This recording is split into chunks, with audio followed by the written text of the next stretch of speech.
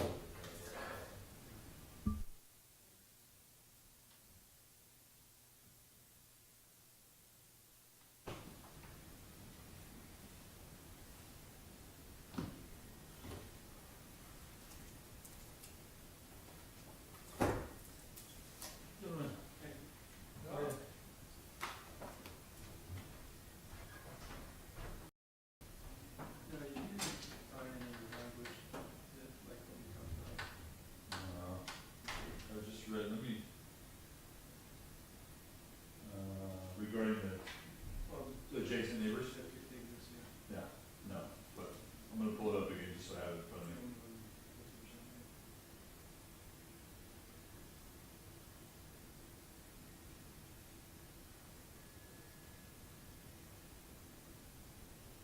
Man, sweet, not expecting that. For the Blazers and the Golden State games. Yeah, no, it was a game to watch. Well, just the fact that the Blazers could pull any out at home. That's surprising. Yeah, well, in game 4 went into overtime. They could have gone easy. Oh, totally, no, the Warriors definitely got lucky, right? Or maybe not got lucky, but. And you've got, Damian Lillard playing with separated ribs and not a whisper of complaint. That's right. Not until he was criticized. What's that? Not until he was criticized. Yeah, Which is, that was the perfect time to come out with the info. yeah, Yeah. exactly. He is a class act. That whole organization. Yeah. My daughter works at a golf course, and she Yeah. saw Iguodala on it today. Oh, really? I thought he was hurt. He is hurt. Golf. Not too hurt for golf. Yeah. Yeah. Is that you? Let's go and go for a little. Yeah, I wasn't sure Nice to finally if meet that you. was you or not. That's an upper body thing, Right. Yeah, not so much. Okay.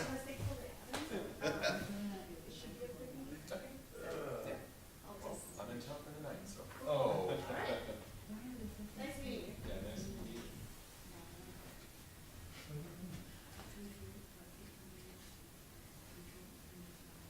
For the accessory Did you just come up here for the day, or were you just up here for a couple days?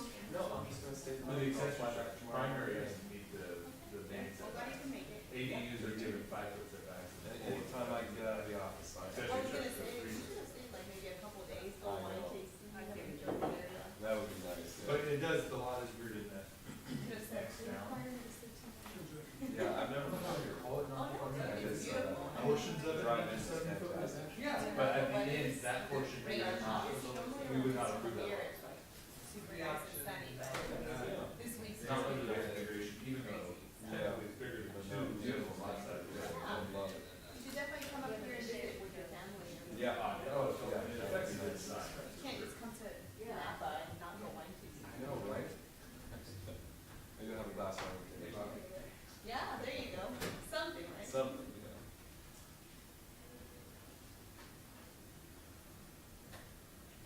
Lilacs and silent auction, they're good.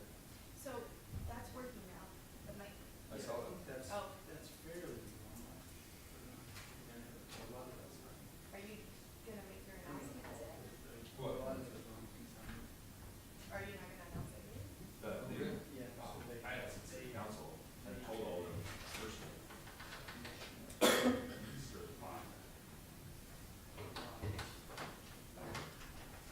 Yeah, I think And that's, they kind of made the decision better. I think this would be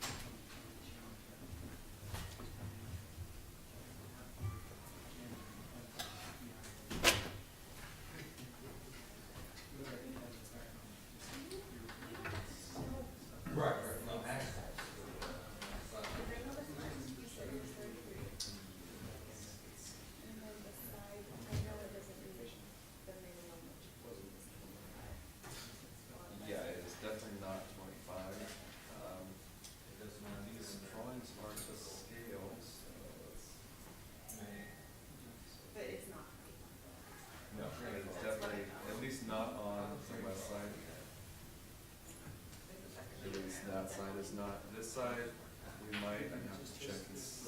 Courtyard was over 3 inches. Yes. Yeah, Yeah. yeah, no, I know ours. Yeah. Yeah, Ours different. was cool. Like I said, Decided on for 2 days, because that's since this rain started there. Yeah. We just get a lot of time. Physically made today.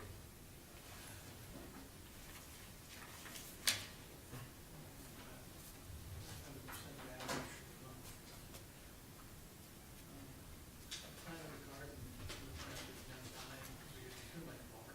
Thank you very much. I fear for the tomatoes and tire. Strawberry grows are Grapes, right? People worry about the grapes. about that, yeah. The late grapes haven't flowered yet, but the early varieties are influenced. Yeah. This is the worst possible time for the whole. Yeah. And the rain had knocked it. Mostly the temperature. Oh, really? Yeah, the flowers are self-pollinating, Okay. and as the temperature drops, then they don't grow. The male part doesn't grow enough to reach Yeah. the pollen. Yeah. So you just get dramatically reduced. Yeah. I was wondering, does that affect like the ratio of berry to stem? Well, sure, because when you start off with a flower cluster, and each berry is formed by an individual Yeah. flower. Yeah, yeah. So So you can throw your flavor on it, even with the, not just the reduced crust, but the reduced it hardness. changes a lot of things. Mostly you're not fermenting this stuff. But you end up with smaller berries, Yeah. less juice, in ratio to the skin. Yeah. Honey. Most people don't do the whole cluster fermentation. Feels pretty special inside.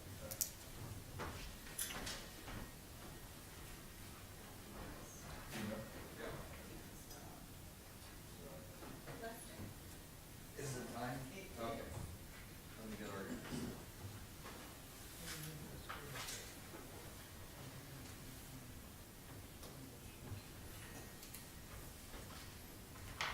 It's been so much shorter than I it's Or maybe much taller. I'm going to call the regular meeting of the Planning Commission of St. Helena scheduled for Tuesday, May 21st to order. And I will ask Ms. Gamero to lead us in the Pledge of Allegiance.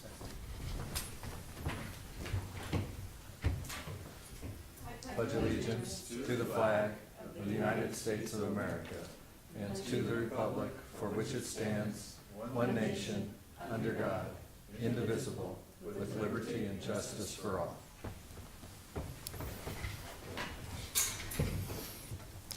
Ms. Gamero, would you please take the roll? Commissioner Hale, Here.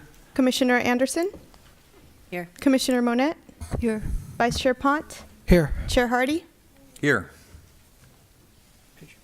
That brings us to the public forum. This is an opportunity for members of the public to address the commission on matters that are not on our agenda.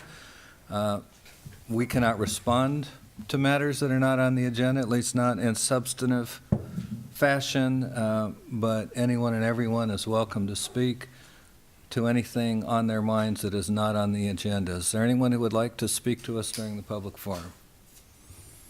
Seeing none, we'll move on to the consent items, which consist of 4.1, approval of minutes, 4.2, presentation of an administrative approval of a lot line adjustment. Just those two things. Either members of the commission or members of the public may request that an item on the consent calendar be withdrawn for discussion. Is there anyone on the commission who would like to withdraw something from the consent calendar? Is there any member of the public who would like to withdraw something from the consent agenda? Seeing none, I'll entertain a motion. Move the consent agenda as written. Second. Ms. Gamero, when you're ready. Vice Chair Pont, Yes. Commissioner Monette, Yes. Commissioner Anderson, Yes. Commissioner Hale, Yes. Chair Hardy. Yes. That brings us to our public hearings and item 5.1, a request for adoption of a resolution approving a short-term rental permit at 1220 Edwards Street in the medium-density residential district. I think this must be your staff report to present, Director Hausch. That's correct, Chair Hardy. Senior Planner Heacock is out, and so I am filling it. As identified, the request before the commission is an application for a short-term rental permit at 1220 Edwards Avenue in the medium-density residential district. For a little bit of background, the city has 25 short-term rental permit applications or permits that are available. We currently have 20 in operation, and we're working through the wait list to offer those on a one-by-one basis, which is why it's taking us a little bit of time to get to full implementation of the allowed 25. As is referenced in the staff report, there is a preference for local residents over non-local, and that vetting process actually adds a little bit to the staff process to determine which application is appropriate to move forward. Mr. Carl Dean has provided an application for a short-term rental, and it was on the waiting list, and it was determined that he does qualify for local residency. And so upon receipt of that information, staff moved forward with an application noticing all property owners within 300 feet, both of the notice of application when it first came in March, and then again in preparation for this hearing.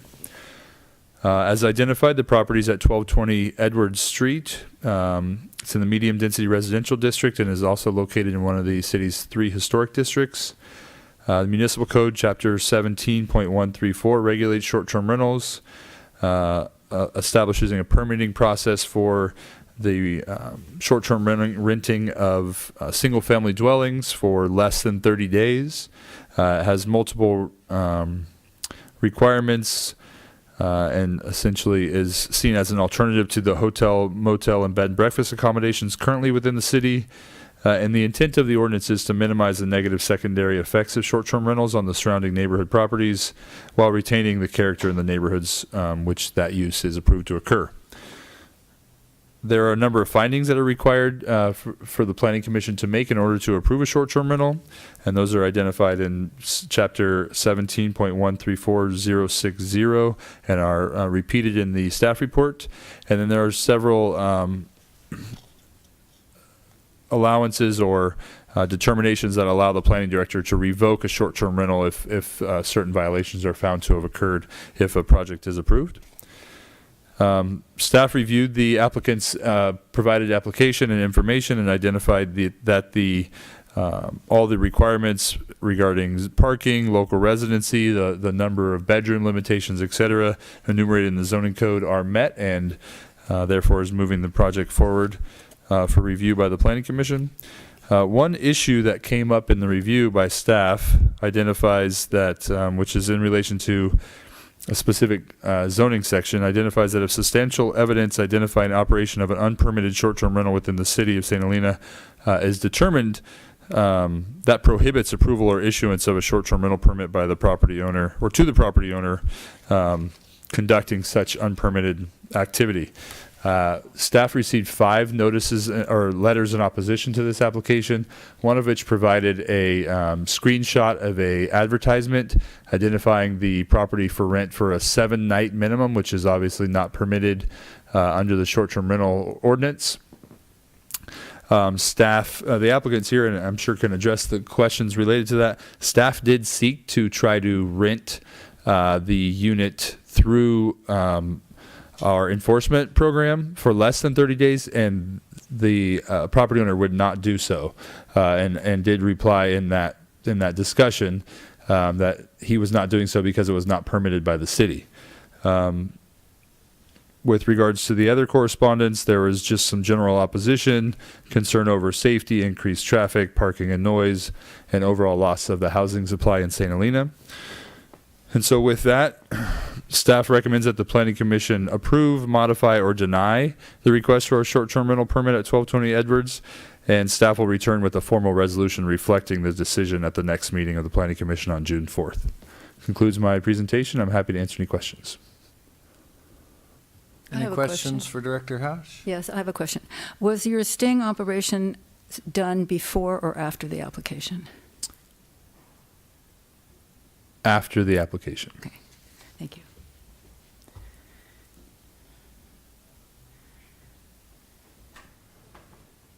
Commissioner Hale, any questions? Not at this time. I will say we do have ongoing sting operations.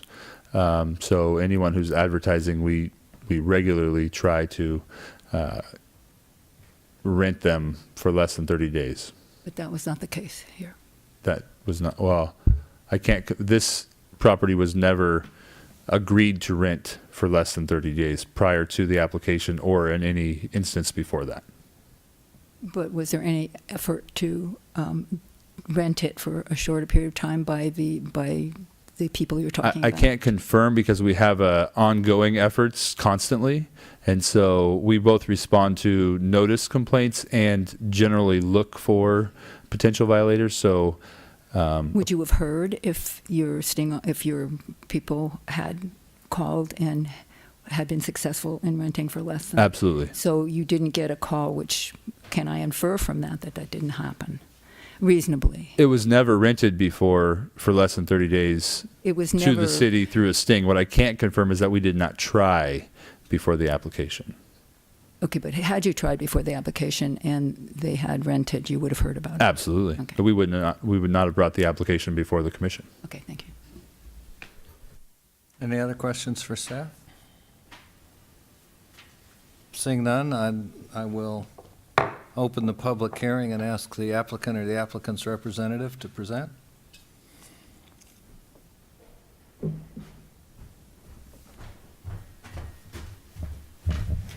Hello, thank you. I do want to answer to the 7-day rental. The purpose of that is to just get inquiries out there. And in fact, I do have documentation that will show that VRBO actually wants to throw me off VRBO because I've never actually rented the house out for less than 30 days, even though it's advertised for less than 30 days. The purpose of it is just to get an inquiry. If you put 30 days, you don't show up in any searches. But if you put it for less, you show up in searches. So we've never, ever rented it for less than 30 days. I have 30-day contracts on every rental that I've ever done. So, and I believe that staff probably made multiple attempts because I've gotten a lot of inquiries where people are begging me to rent it. It's for a wedding. We're an older couple. There's all sorts of stuff, and I reject every single one of them for the past 3 years.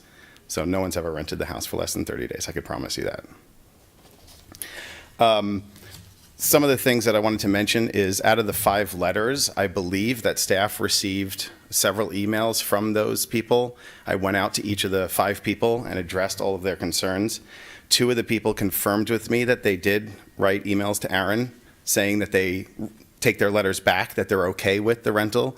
These are actually connecting properties.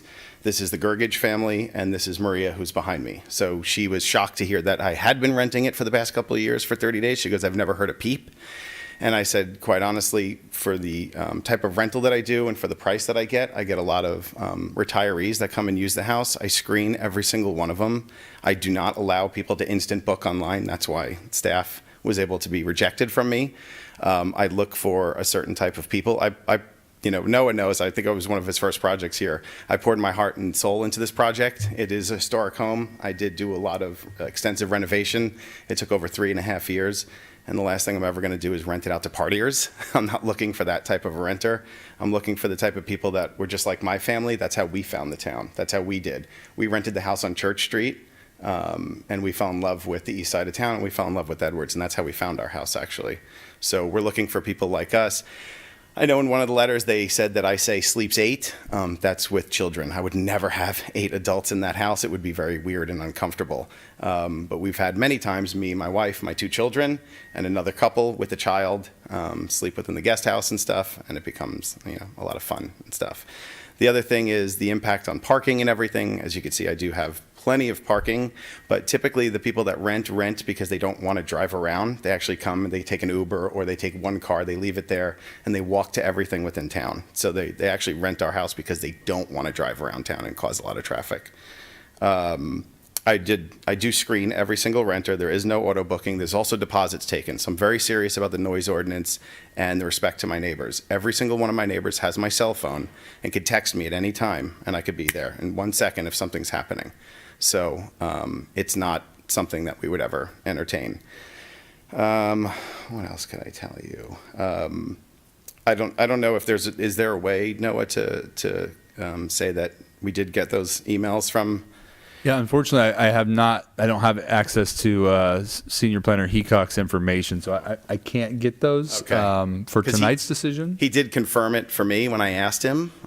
So 3 of the 5 said, I'll email Aaron right away. I did ask Aaron, and he said I did receive those emails. So I guess we can't confirm him, but he did tell me that. Aaron did forward me 2 emails, and I believe I put them okay. on the dais. I'm not Yes, sure if those were those were. distributed. There are 2, right? Okay, so at least 2 of them made it through tonight. The other 2, one of them is a property owner that rents all of his properties out. It's the big one across from Safeway with the culinary students and stuff. I was unwilling to get a hold of them to address their concerns, but everybody else, I did the best that I could. Do you live in, oh, can I ask a question? No, We're not quite there. okay, sorry. Are you finished? I am finished. Thank you. Well, I think you started the last time, so why don't we Yes, see if that's anyone right. else would Of like course, to yeah. start. Commissioner Pont, do you have any questions for the applicant?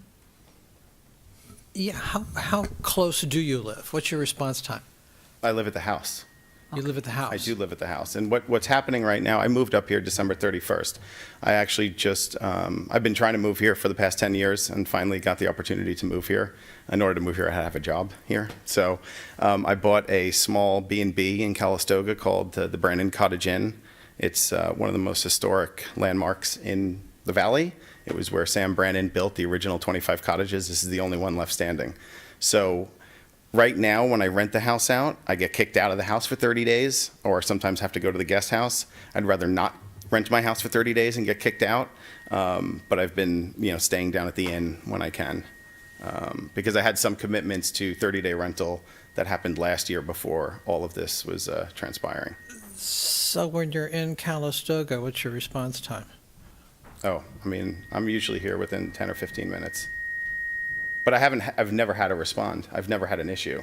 I think our ordinance requires you to be within half an hour. Okay. Yeah, it's something like that. It's So within that not ifs, ands, buts, or maybes requires you to be within half an Sure. hour. Well, I'm definitely within a half an hour. The hotel's right on Lincoln. So All the it's- time, 7/24, 365. No Yes. vacations, no time off. Sure. No trips to San Francisco. You got to be there all the time. I'm here. Do you have a backup? I do have a backup. Yeah. I have multiple backups, actually. Okay. And they're the neighbors, actually, the neighbors that connect the properties around me. So they're, That's not an authoritative backup. You need somebody who can speak with your voice to respond if somebody calls. I could have my general manager of the hotel do that as well, Okay. who's a local resident.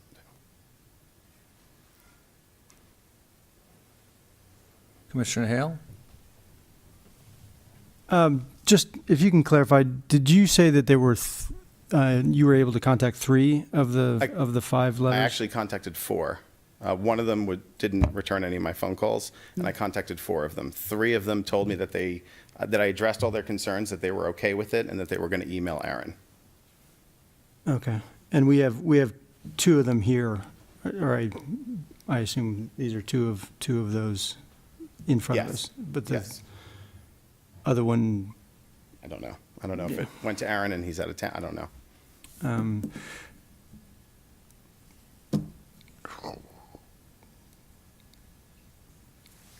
Okay, thanks.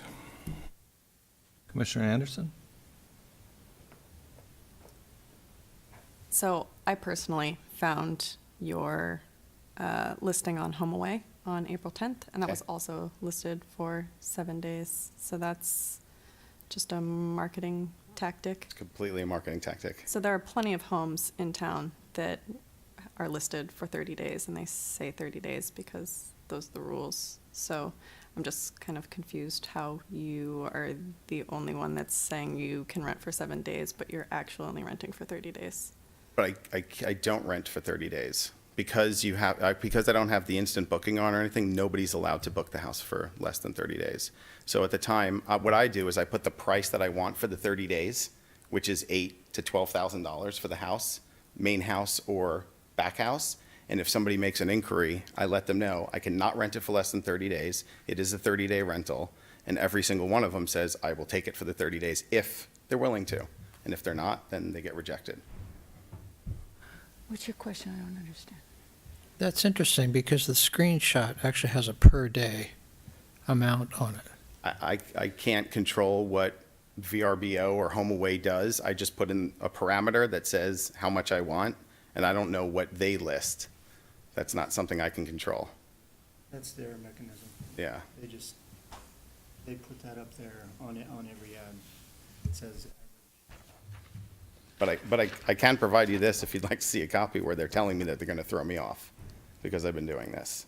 I think we would, if you turn that over, we would appreciate doing that.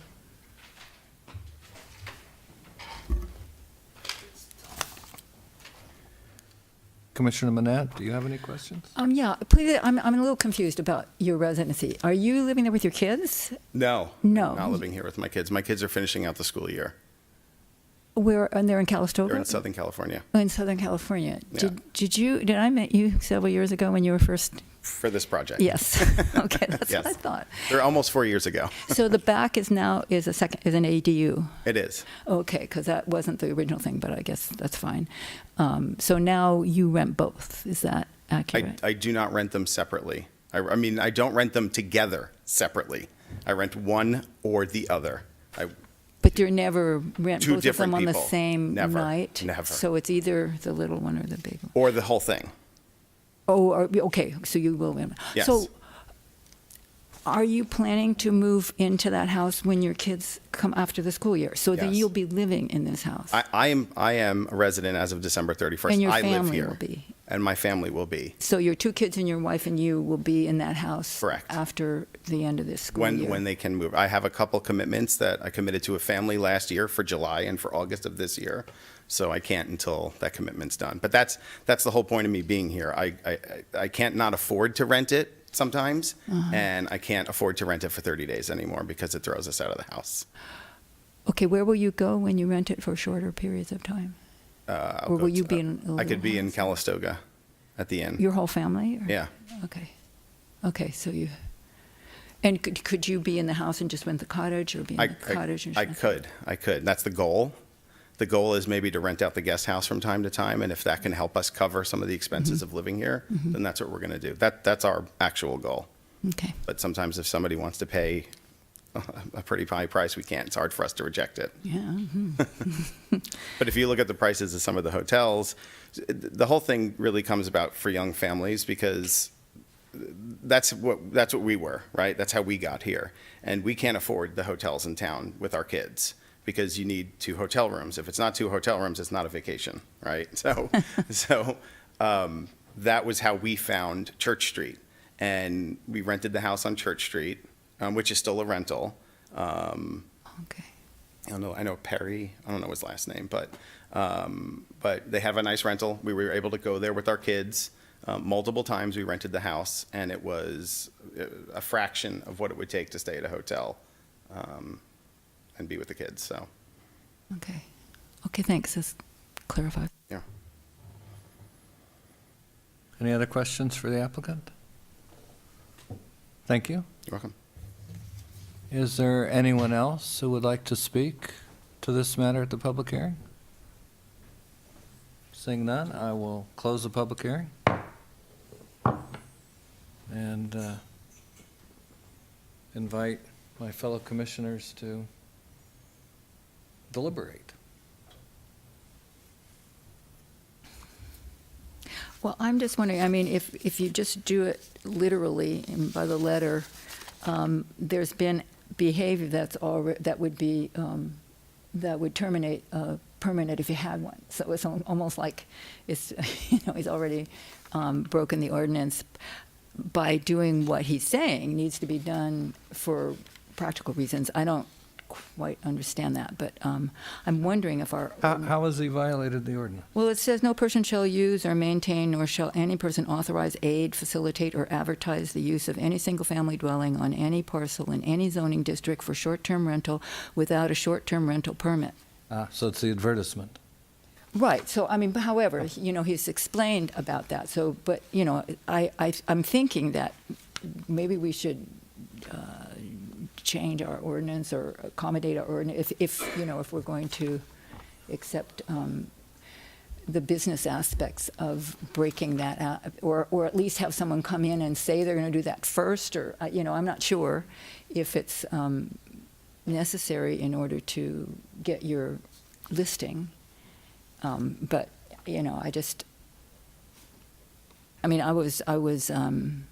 that had a chilling, when I first read about that, it had a chilling effect on, this idea of preferring to ask for forgiveness and permission. And it was kind of like, oh, how can, it kind of undermines trust, but I'm hearing information that I didn't know about that makes me have a problem with the ordinance. Or at least how can we accommodate what has been described to us as a necessity in order to have this rental? How can we integrate that to our current process so that it won't be the dilemma that I'm feeling right now, So, I'm okay to overlook that if everyone else is. But maybe we can just continue to do it on a case-by-case basis, but it seems to me, yeah, so anyway. There are plenty of other rentals in the valley. If you look at an analytics site, there are actually 158 short-term rentals in St. Helena right now. 20 of them are permitted. I have not been able to find a single other listing And so, that said that they would, on their advertisement, say that they would rent for less than 7 days unless they were permitted. All the others, 130-something of them, say 30-night minimum. 30-night minimum. Right. So you're So disputing he's the the only one that's argument. marketing as a 7-day minimum, even though he's saying that he's not renting for 7 days and he's only renting for 30. That doesn't compute. Are you saying that that there are more than 20 people advertising that say they have a permit? No. No, you're saying there are 20 people that say they have a permit, and they're the ones that are the only ones that are advertising for fewer than 30 days. Correct. Okay, and that. Except for this. Right. Oh. So you're saying that those other people who are able to advertise for 30 days, even if they might be only renting for short term, because that's what he's saying. He's saying he had to, when he was advertising for 30 days, he wouldn't get any calls. Because there are 100+ others saying that they only rent for 30 days. Okay, I get, it's confusing to me. I It's hear what you're confusing. saying, it's confusing. I could see you could specify when you do your search, how long you're interested in renting a piece of property for. That narrows down your search pattern. Yeah. I'm not convinced that everybody does that. Could you give me that section that you were reading, Bobby, that section number? It's 17.134.020. 020.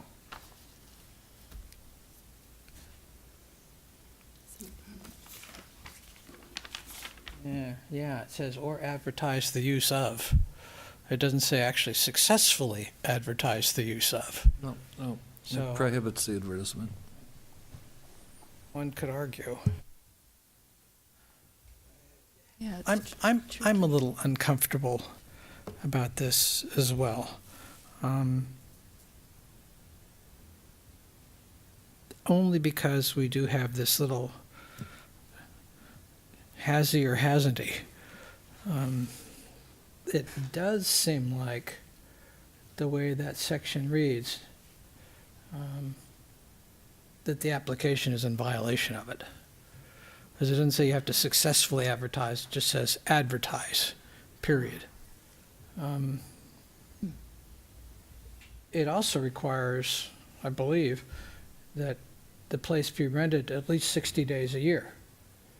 I don't know what your past record has been. Well, that's if But- you have a permit, right? Yeah, but once you have a permit, you have to rent it for at least 60 days. But I would, This- Unless you're a resident. Unless what? no, it says Uh-oh, you you better have to bring that up. rent it for 60 days a year. If it's your primary residence, you have an exception to the minimum. Right, Yeah, but I'm not yeah. sure it's his primary residence. And I'm not sure how we count that either, because is it 60 days any place on the property? Does he get double credit if he rents both the front and the back? So the idea behind the ordinance was that basically, if it is not your primary residence, the city wants you to rent it out, so Right. that way you're fulfilling a need. If it is your primary residence, the city does not want to force you to rent it and do what Mr. Dean is having to do and stay other places. So a lot of folks who have these permits that don't use them very much because it's their primary residence essentially rent it out when they go on vacation. So it's 2 weeks a year or something like that. So they're exempted from the minimum. There is. And this is identified as Mr. Dean's primary residence based on the process that staff uses to make that determination. Okay. But that's my problem. I mean, we have this Can't little hear you. twitch that they may have already violated the ordinance. I mean, the neighbors' complaints have been mostly ameliorated. We do have a process for pulling a permit if there are violations, based on complaints, I imagine. So if the neighbors start complaining that there's wild, boisterous parties going on there, the permit can be pulled. All renewal applications are referred to the police department, and staff works with them to determine if complaints have resulted from the short-term rental process. I mean, that's the safety valve in this. But we do have that potential violation right out of the box. I probably could be convinced either way.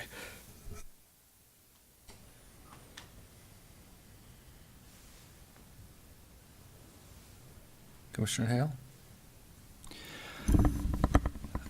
I've will admit to being kind of having been kind of all over the map on this one several times. I appreciate kind of ameliorating the neighbors' concerns. Some of the letters I understood and empathized with, some others I didn't understand really or put that much value to.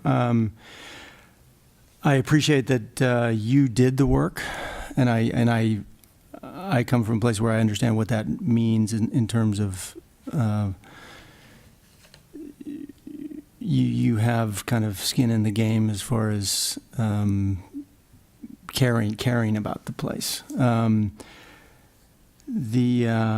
agree that to me I guess it comes to the problematic issue is the letter of this having advertised it bit, which makes me a bit uncomfortable. And I found before I was trying to just, how do we put this? Do we measure intent? Do we measure, if somebody advertises it but doesn't rent it, does that count? Bobby's clarification on the actual ordinance makes that a little, gives a little less wiggle room.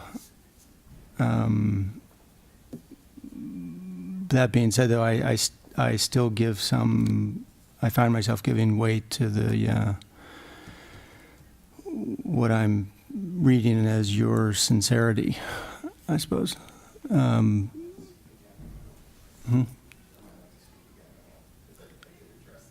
Yeah, he can speak again after.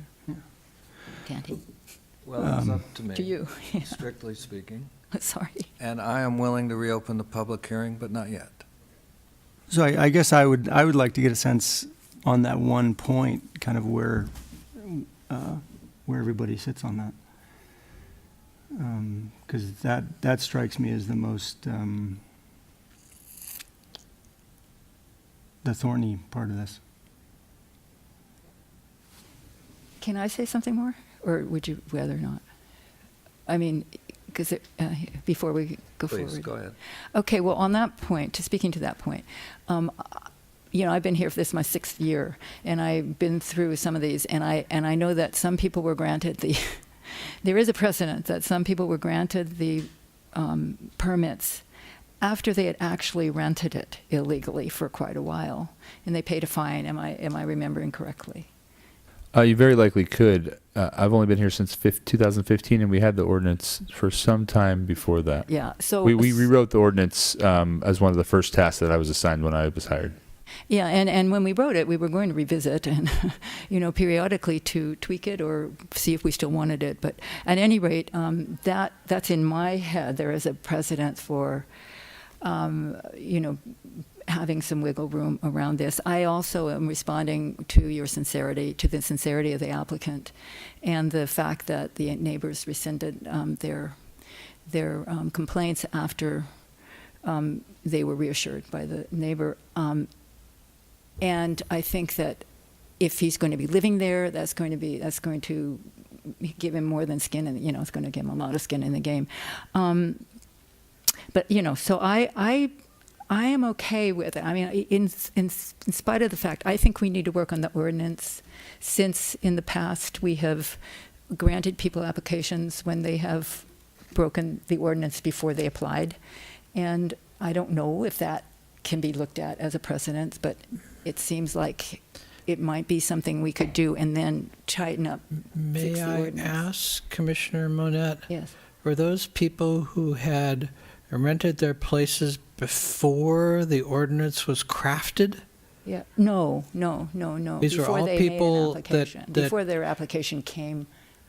So the worked out the ordinance way it had was. been crafted and they broke it? Yes, so others Okay. have come before us who had broken the ordinance, and one more egregiously than this, apparently.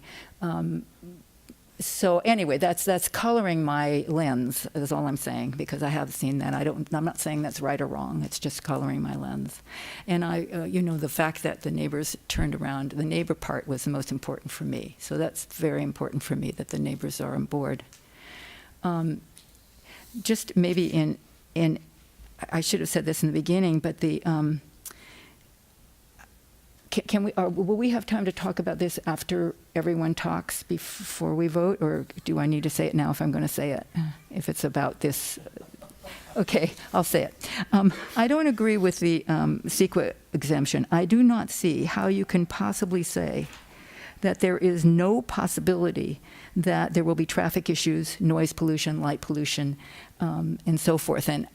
And I think that this applicant already went through the process of arguing that there will be no significant impacts from his operation. But I think that needs to be part of the process. I don't see how it can be exempt from CEQA, and that everyone, I think, everyone who's applying needs to address any of those issues with, be satisfactory before it comes before us. So that's it. So I'm going to take a fairly indirect approach because I have a number of questions. I'm just going to freely confess I don't have a complete grasp of the details of the ordinance. I understand that it makes a difference, for example, whether or not the owner resides on the property. That suggests then that this is a permit that is personal to the property owner, not one that runs with the land. That is absolutely correct. Okay, I thought that would be true, but I wanted to confirm. And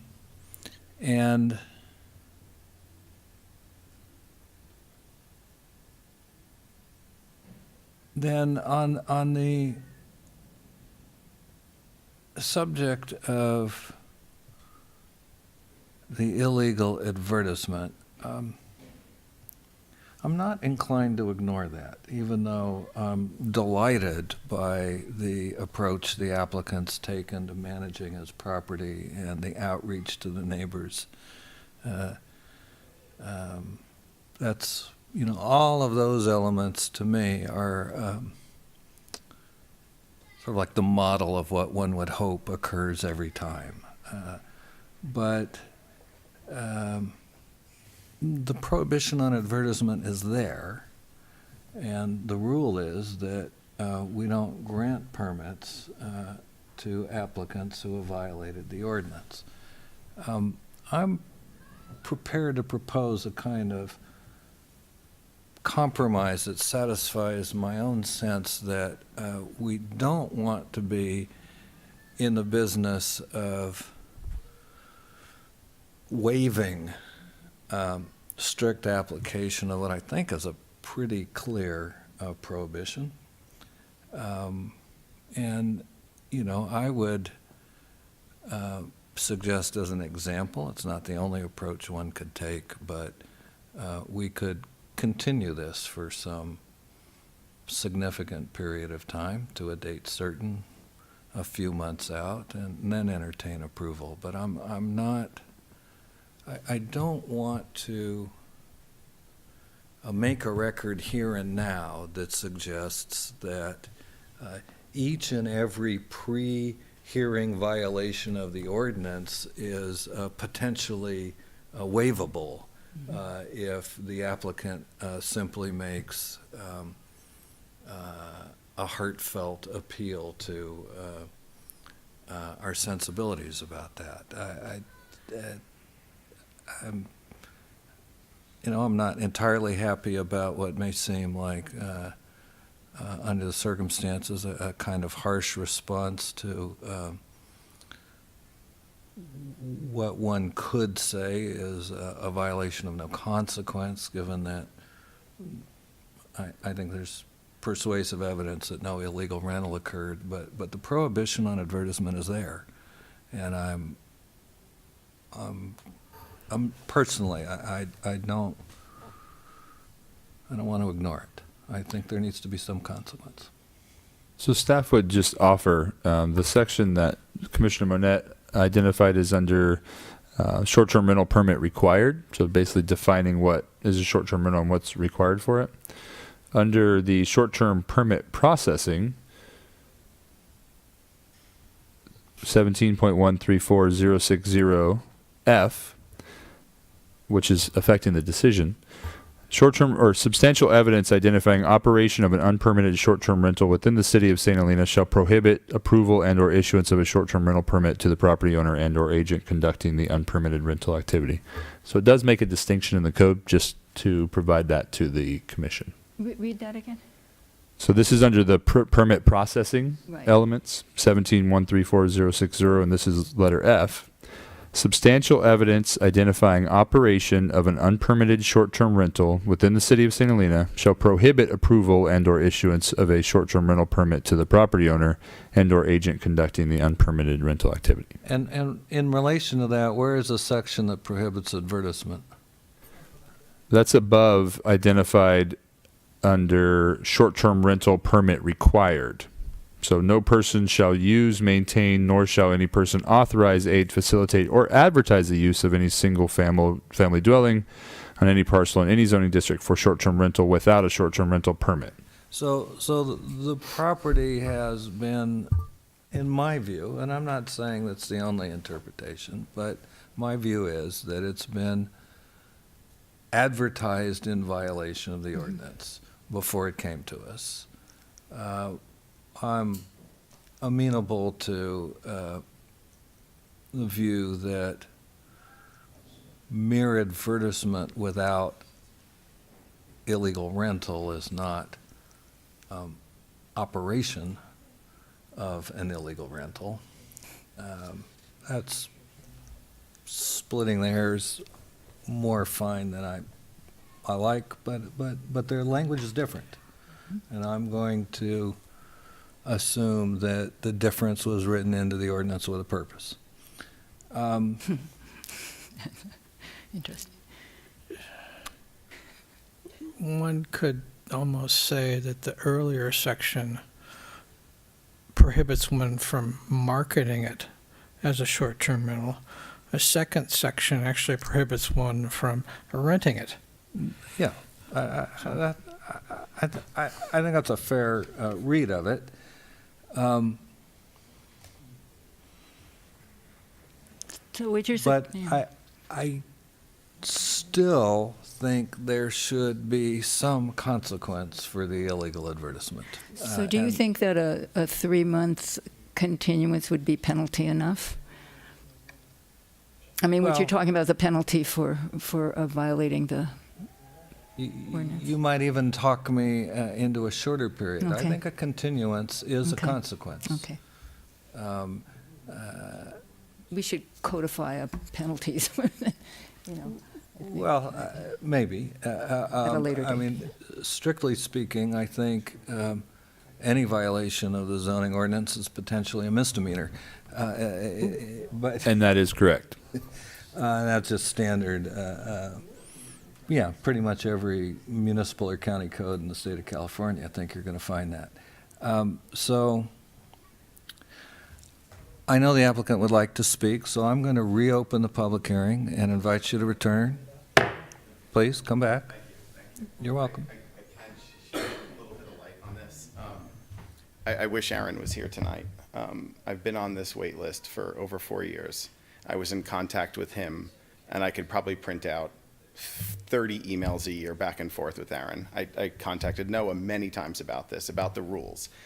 On my kids, I never knew that there was an advertisement thing in there. I never would have done it. I swear to God, I had no clue. I was told in email after email, you cannot rent it for less than 30 days, and I never did. I never knew that I could not advertise it for less than 30 days. I didn't know that was part of the ordinance. I never would have done it. So- To be in this position, never.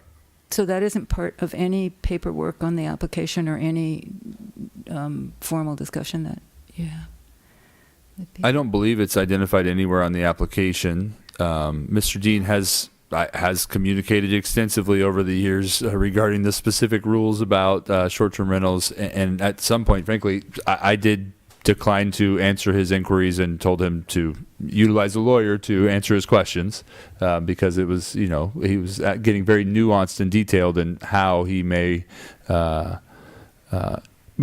utilize his property but not violate the code. And it would not surprise me that I did not give the details specific rather than I rather just reference the ordinance and provided it. I stayed very close to them, I promise you. I asked them all the questions. And then even when I was referred to the lawyer, I tried to reach out to the lawyer, and then I was told that the lawyer is being paid. And He did ask to talk to the city attorney, and I denied that. And I was rejected to Yeah. speak to him. to Yeah, ask yeah, him no, a no, no. question. So, I mean, The message was that you needed your own lawyer. Well, the city attorney was in the email chain at that point, and I thought that's what I was supposed to be doing. Well, that's interesting. If you're required by the city to get a lawyer, right. I was trying to be crystal clear about what the rules are, because there are some gray things, and I just wanted to know. And I never heard about the advertising. I heard constantly, you cannot rent for less than 30. And I even went back and said, what about February? I said, well, how does February work? And nobody could answer that question, because February is a month. Because there are places where it says monthly rental, and then it says, Only on leap year. so anyway, so An accountant's month. An accountant's month, accountants. Oh, it's use worse than that. Months of 28 days. It's worse So than that, because we that's have fine. one provision in our code that says you can't rent for less than 30, and another that says you can't rent for less than 31. So if Noah suggested that you consult with a lawyer, he was really doing you a favor. sure.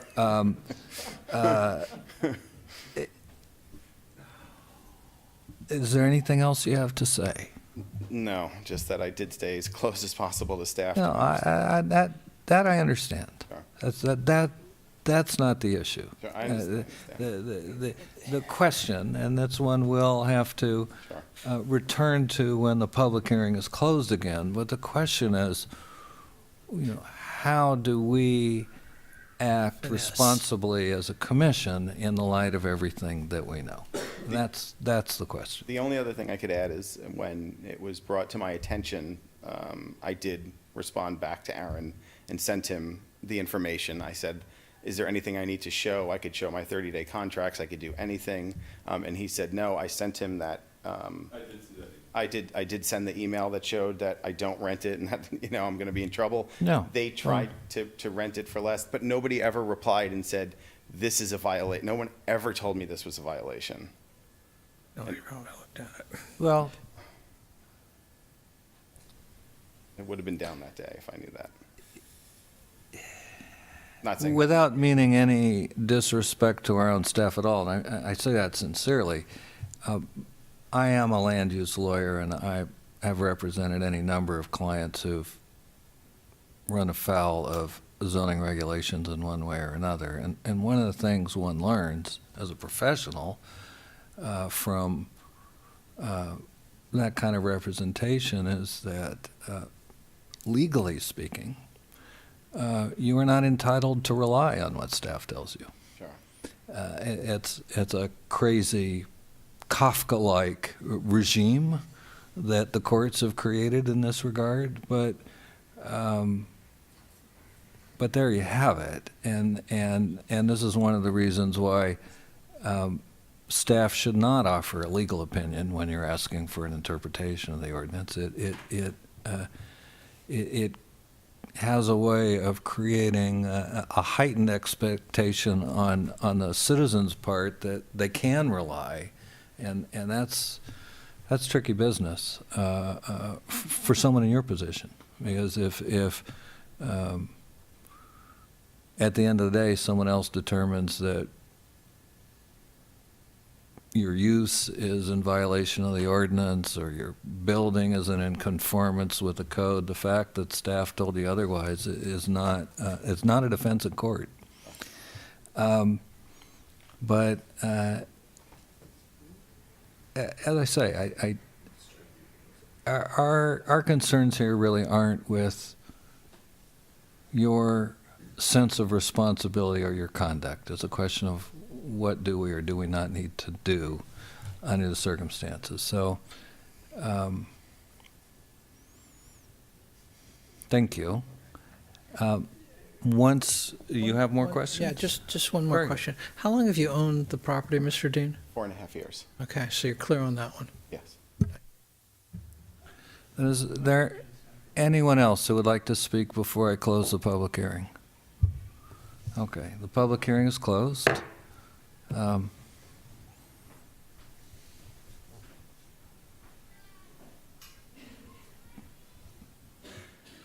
So, and this is a hard lesson in the nature of the process that we're dealing with at sort of as an end result all the time here as commissioners. Property owners, applicants come to the city, work with staff. A lot of things happen in good faith that do not include a comprehensive understanding of the regulatory scheme that's involved, and most of the time that works pretty well, and every now and then, whether it's a lack of communication, a miscommunication, or just a failure of due diligence, as I would call it, something isn't quite right.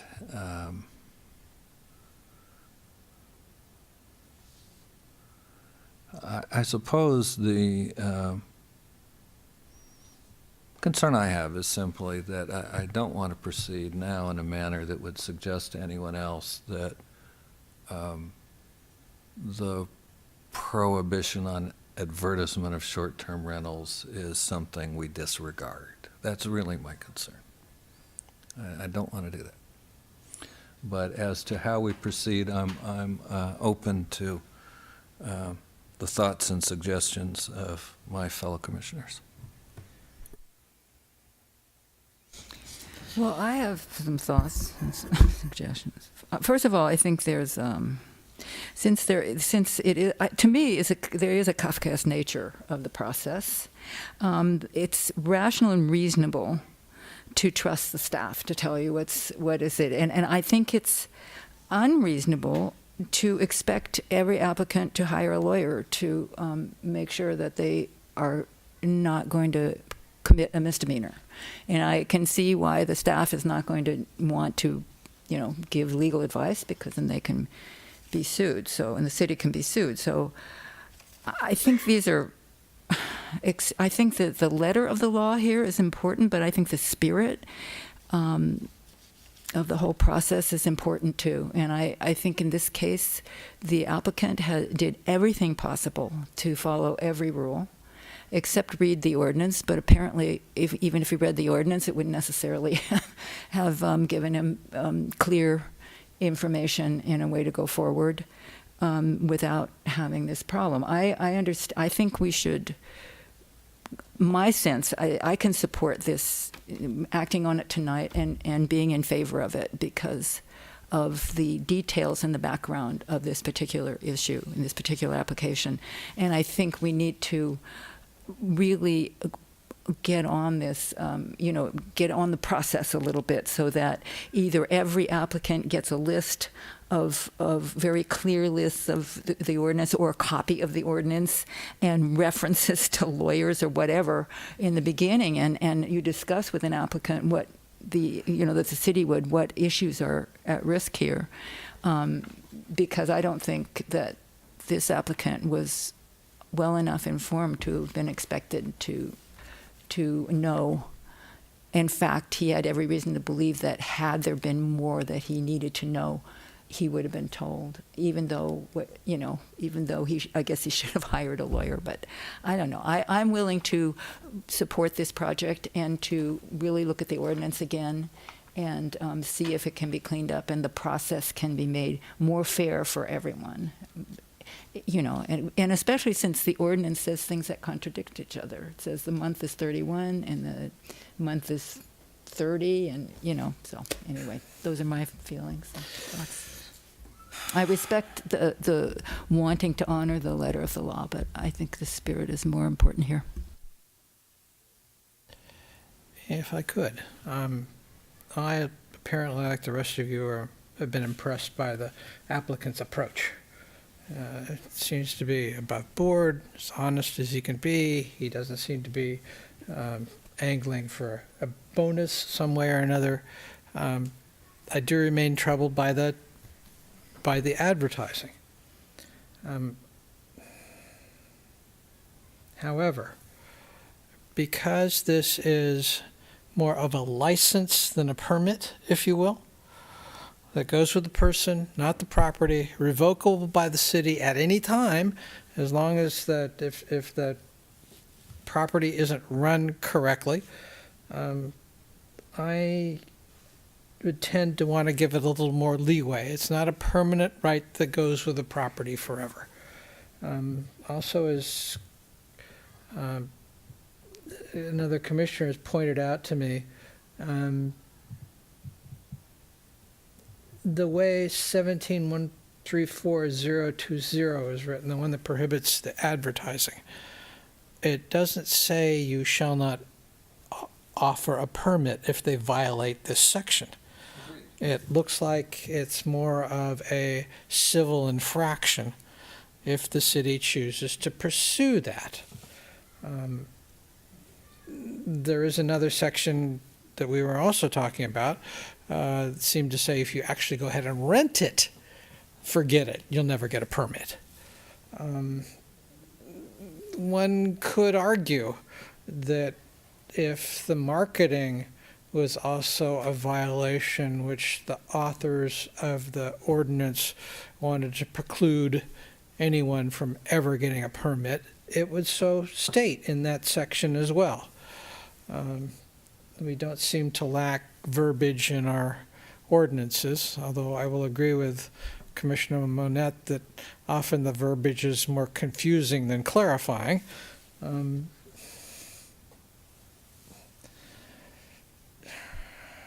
This is a tough one.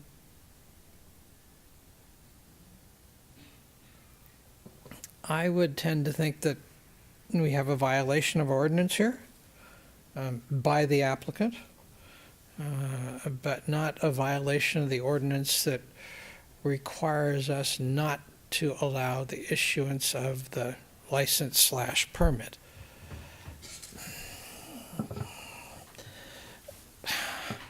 If it was a permanent right, I would say, forget it.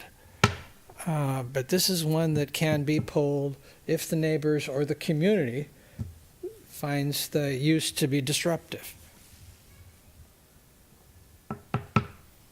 I would probably let this one pass. And maybe even recognize that they violated 020, but that's a civil matter for the city council to determine whether or not they care to pursue it. Not for us.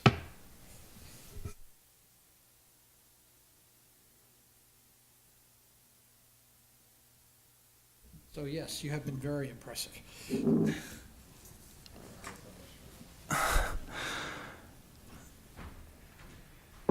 After seeing these two pieces, which are separate pieces of code, the read that I have is that the first one, while I can, yes, it was advertised, but that piece in my mind does not prohibit us to issue one. The second piece does, but the second piece he wasn't in violation of. So I. That we know of. Well, right. And I think we do have to bear in mind that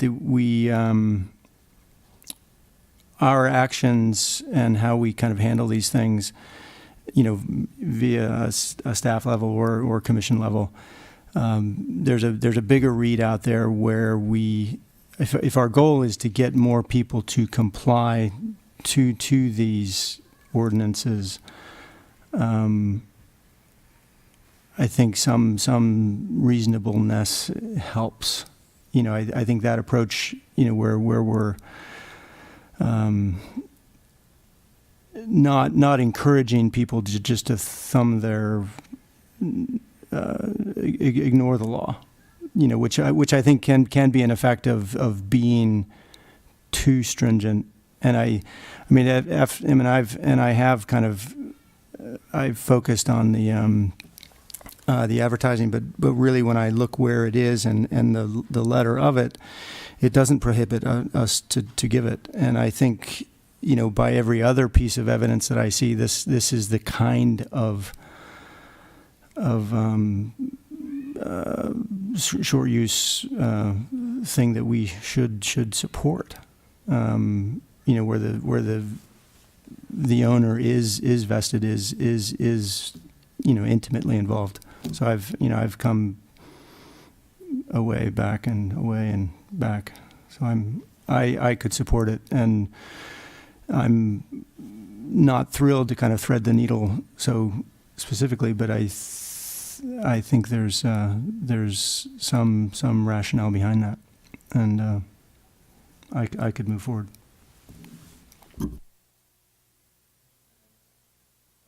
Commissioner Anderson? I'm less moved. I'm less moved. Oh, okay. Bye. You're not, but you have Bye. to get closer to your mic. You have to move more. I'd be more moved.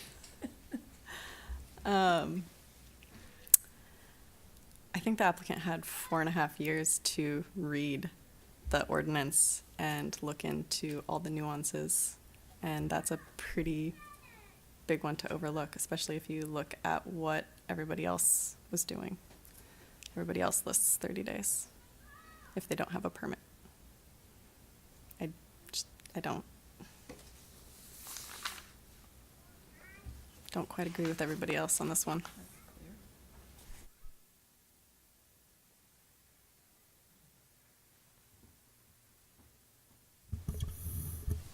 Well, I am persuaded that the way the ordinance is written, the illegal advertisement does not require denial of the permit in the absence of any evidence of illegal operation. And in fact, I think we have substantial evidence that this property has not been rented for less than 30 days. So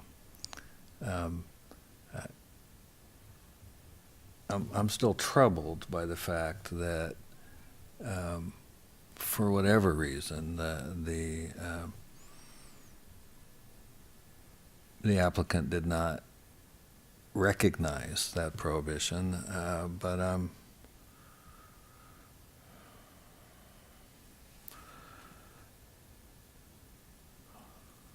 one way or another, I probably work every day with someone who doesn't really understand the details of the zoning ordinance under which they operate. So it's certainly not unusual. We live in a really, for many purposes, an overregulated world, and that makes it a tall order to understand it all and be in compliance.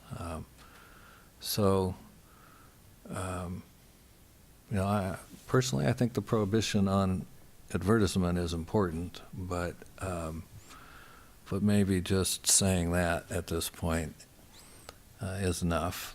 And I agree with Commissioner Pont. It does make a big difference that the approval, whether we call it a permit or a license, is personal and doesn't run with the land. And I think in almost every respect, the applicant has done exactly what we might wish all short-term rental applicants and permit holders would do. So that's where I come out. If there's someone ready to make a motion, perhaps we can move on. I move that we accept staff recommendations. Oh, that's not what I move. What do I move? Well, Oh, do I need to say them? I move that we determine that the project is exempt from the requirements of CEQA pursuant to Section 15061B3, and that we approve the application for a short-term rental permit at 1220 Edward Street, and direct staff to return with a resolution reflecting this decision at the next meeting of the Planning Commission on June 4th, 2019. is there a second? Second. That's right. It was just there. Ms. Gamero? Commissioner Monette, Yes. Commissioner Hale, Yes. Commissioner Anderson, No. Vice Chair Pont, Yes. Chair Hardy. Yes. So that brings us to the next item on the agenda. Item 5.2. Thank you, Mr. Dean.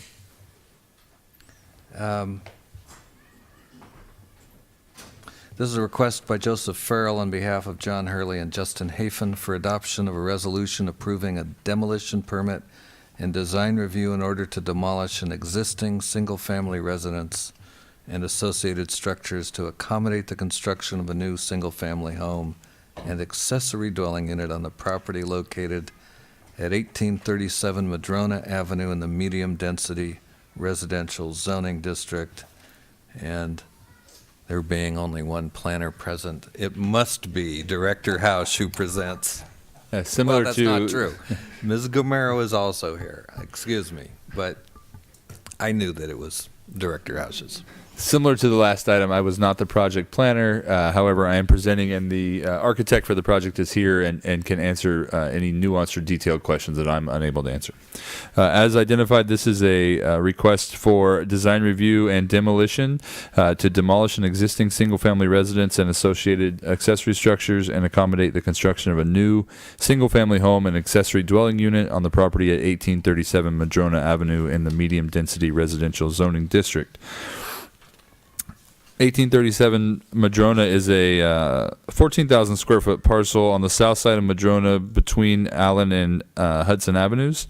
Currently developed with a 750 square foot single family home and a 1,020 square foot one bedroom ADU constructed in 1972.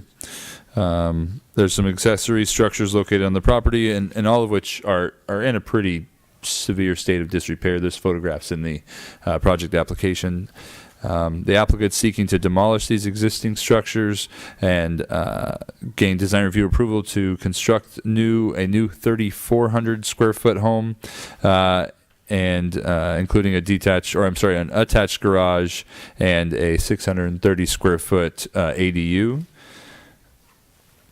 The garage is not to the rear of the property. However, the design and the staff report includes some descriptions of efforts made by the applicant to minimize the appearance of the garage. It is set back, I believe, 38 feet from the property line, and splits it from the main appearance of the home. Staff has identified that the project is exempt from the requirements of CEQA and is compatible with the applicable policies of the general plan. And there's some discussion of general plan policy 4.4.3, which discusses the preference for garages to be located towards the rear of the lot and how this lot has some unique characteristics which affect that design or that intent.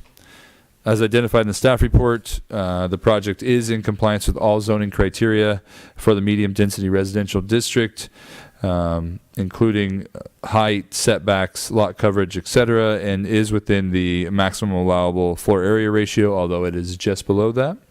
Yeah.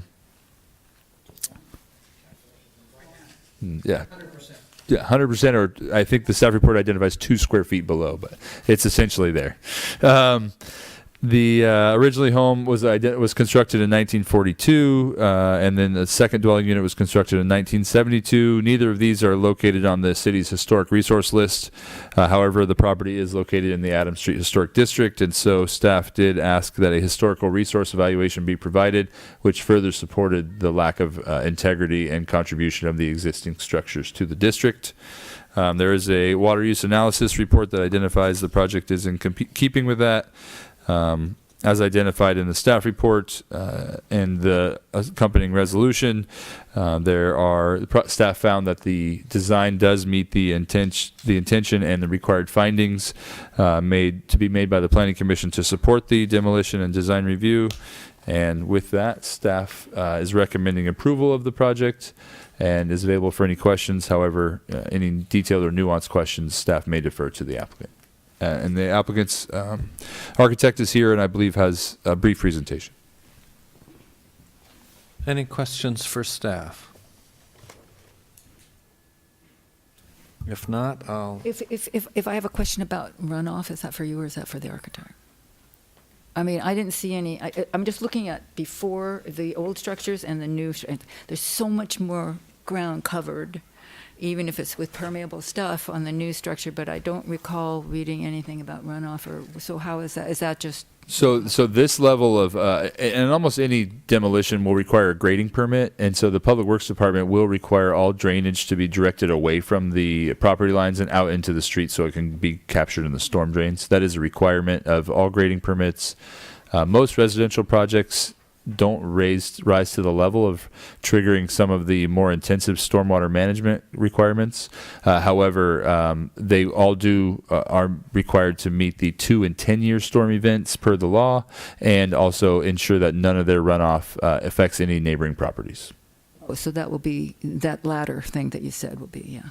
Yeah, the water will be directed to the street, so it's captured in the storm drains rather than onto adjacent properties. Yeah, unless they go, yeah, okay. I do have a question following that.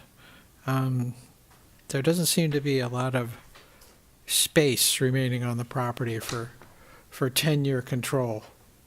I'm just kind of wondering how that's going to be done, and at what point they could affect the design sufficiently enough to have to return here. That's a judgment call by staff. So every design review approval that the Planning Commission makes grants staff the ability to approve some modifications as you work through construction drawings and construction details. Inevitably, some minor changes are required.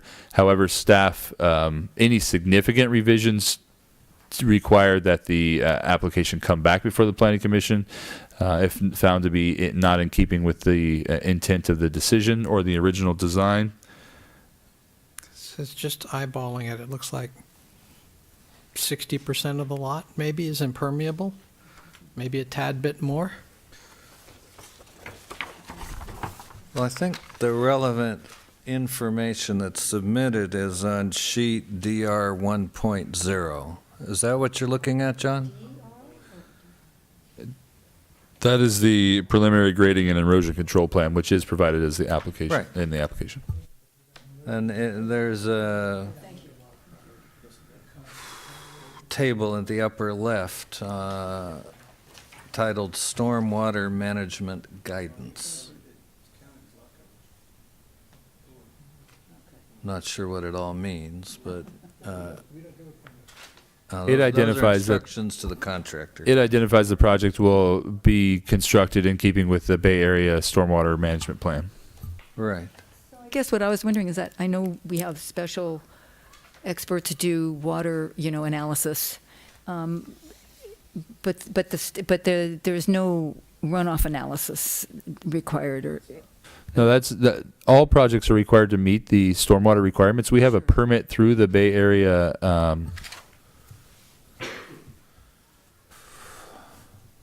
Well, it's I the don't think Bay the Area correct- Water Quality Control Board. Thank you, sir. I was to say the correct agency isn't listed on the plans, but it references all management agencies.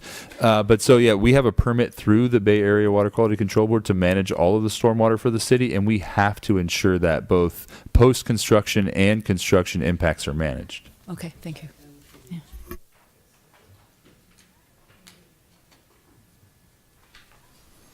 So if there are no other questions for staff, I'll open the public hearing and invite the applicant's representative to speak. The public hearing is open. Hello, Commission. My name is Joe Farrell. I'm the architect on the project and representing the applicant. In light of your questions here, I wish I had the civil engineer here, but I know. I would like. Since he's not here, you got to make it up. Yeah, I will do my best to address the concept of stormwater management for this property. If you look closely at the contours of the property, it's a pretty flat lot, but it slopes slightly to the rear yard. Where the lot tapers in the back, we've provided some curbs, concrete curbs adjacent to the fence that is just very slight stormwater retention to hold water at and around the ADU, and especially the lawn area adjacent to the ADU. So water will drain into the back of that yard, filtrate into that lawn. There is a sump and overflow. If it gets too full, it gets pumped to the street, and it's all filtered and clean. That's what the intent of the new stormwater regulations are, is we don't want to just pump stormwater through our downspouts and area drains on patios right out to the street. It causes flash flooding, and all the contaminants that come off your roof, that come off your, any areas of your yard, goes right into the street, into the streams, and affects the fish. So that was really the big intent of a big portion of the stormwater management changes in our state and federally. Mr. Farrell, Yeah. where is the sump? It's in the back corner behind the ADU. If you look at the sheet DR1, the Yes. back corner, there's the pool equipment's back there, and there's you see the drain lines. It's not super clear, but it's back in that area. Okay. Yeah. A01. Okay. Thank you. So water will migrate across the property to that back corner. If it gets too big, the sump kicks on and we pump it to the street. But it's theoretically much cleaner at that point.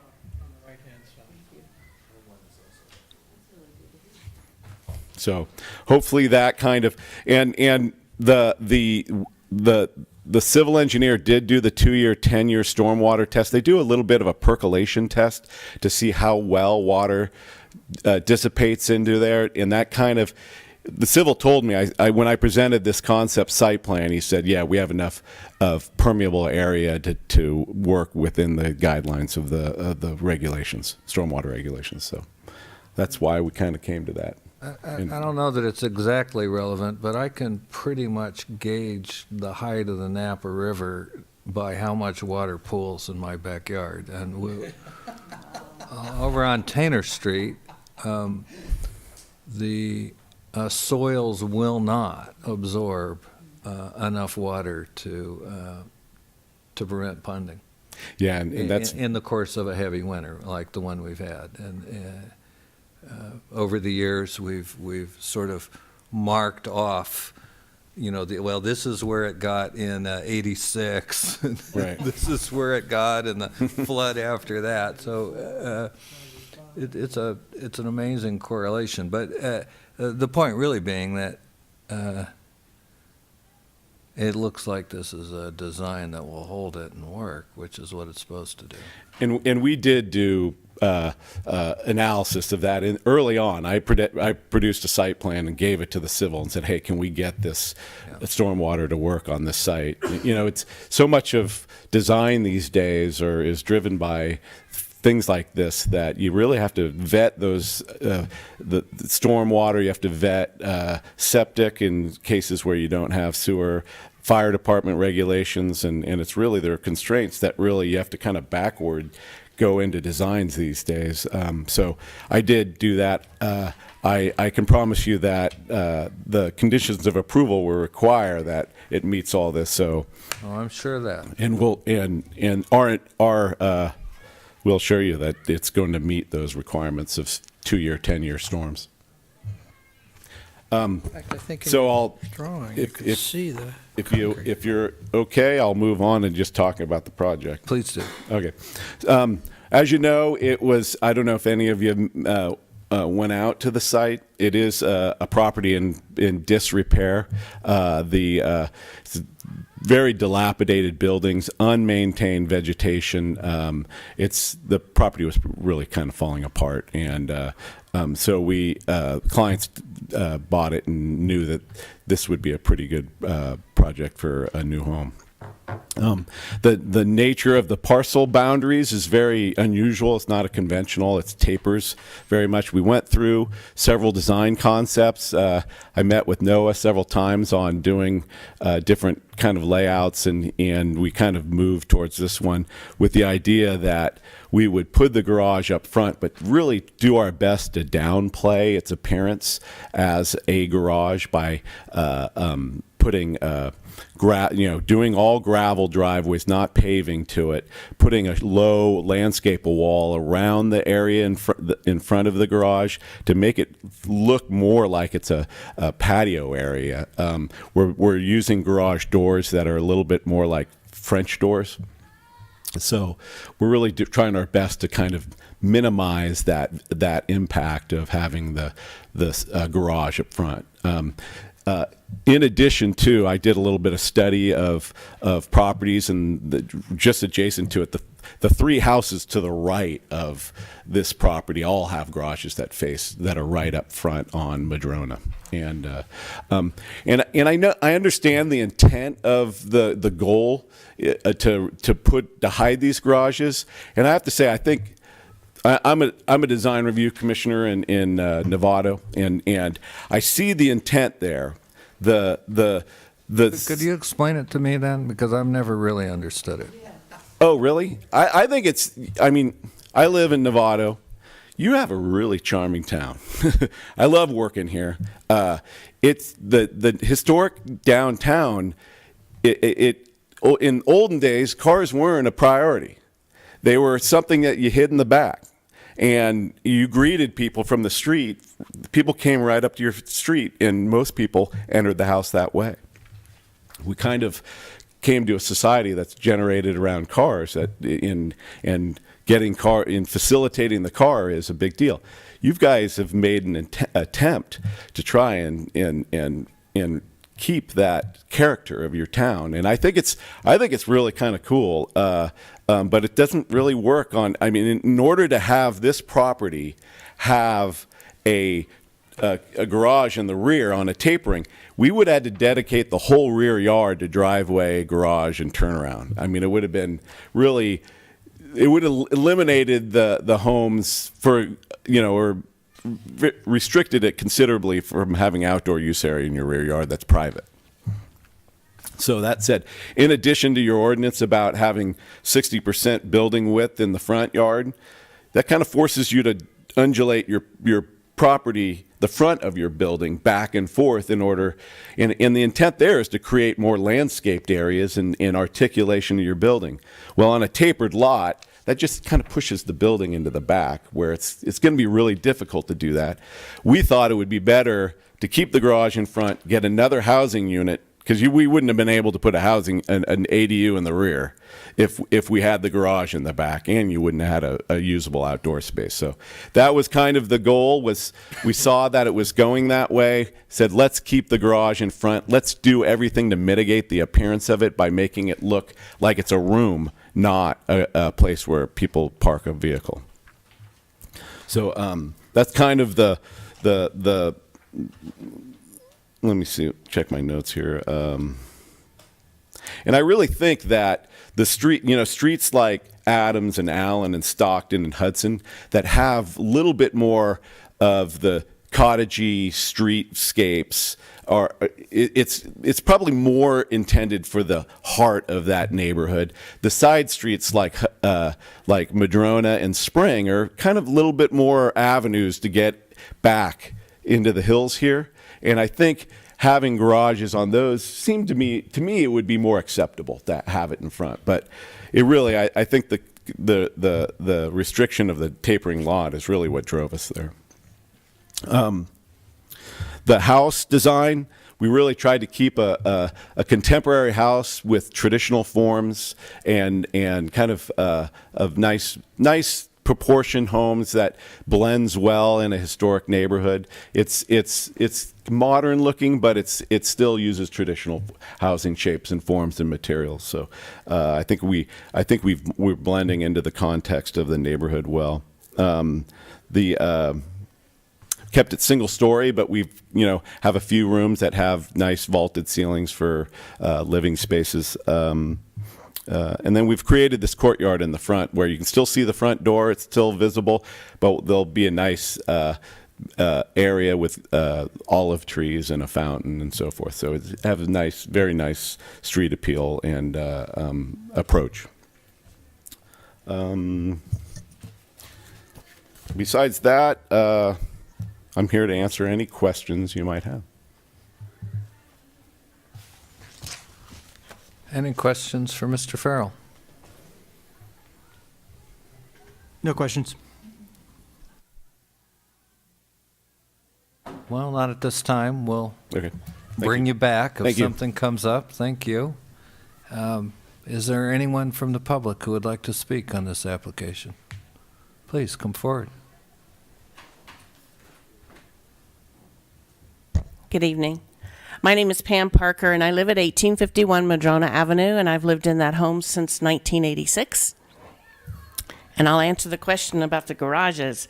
Those homes were built in the 40s, so that's why those garages are out there. I don't have an objection to the plans for the home. I have concerns based upon experiences that we went through with the construction of the house to the other side of us approximately 5 years ago. And I would just like to go on record in requesting that there be some certain considerations for the neighborhood. And my first is that we be given notice of demolition and that we have that information with enough time to plan accordingly, to either not be there, to make sure our windows are closed during the summer, just to have some sort of consideration as to when that will happen. That being said, when that demolition happens, the rat population in St. Helena is going to excel.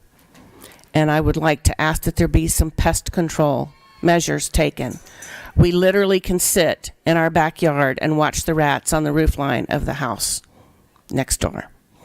So we would like to make sure that there be consideration with pest control. We also, personally, and I'm not speaking for any of my other neighbors, I have indoor-outdoor cats. So I'd like to make sure that if there is poison abatement used for the rats, that we are given notice of that so I can make sure that I can plan accordingly with that. We'd like to ask that there be consideration with parking in front of our house.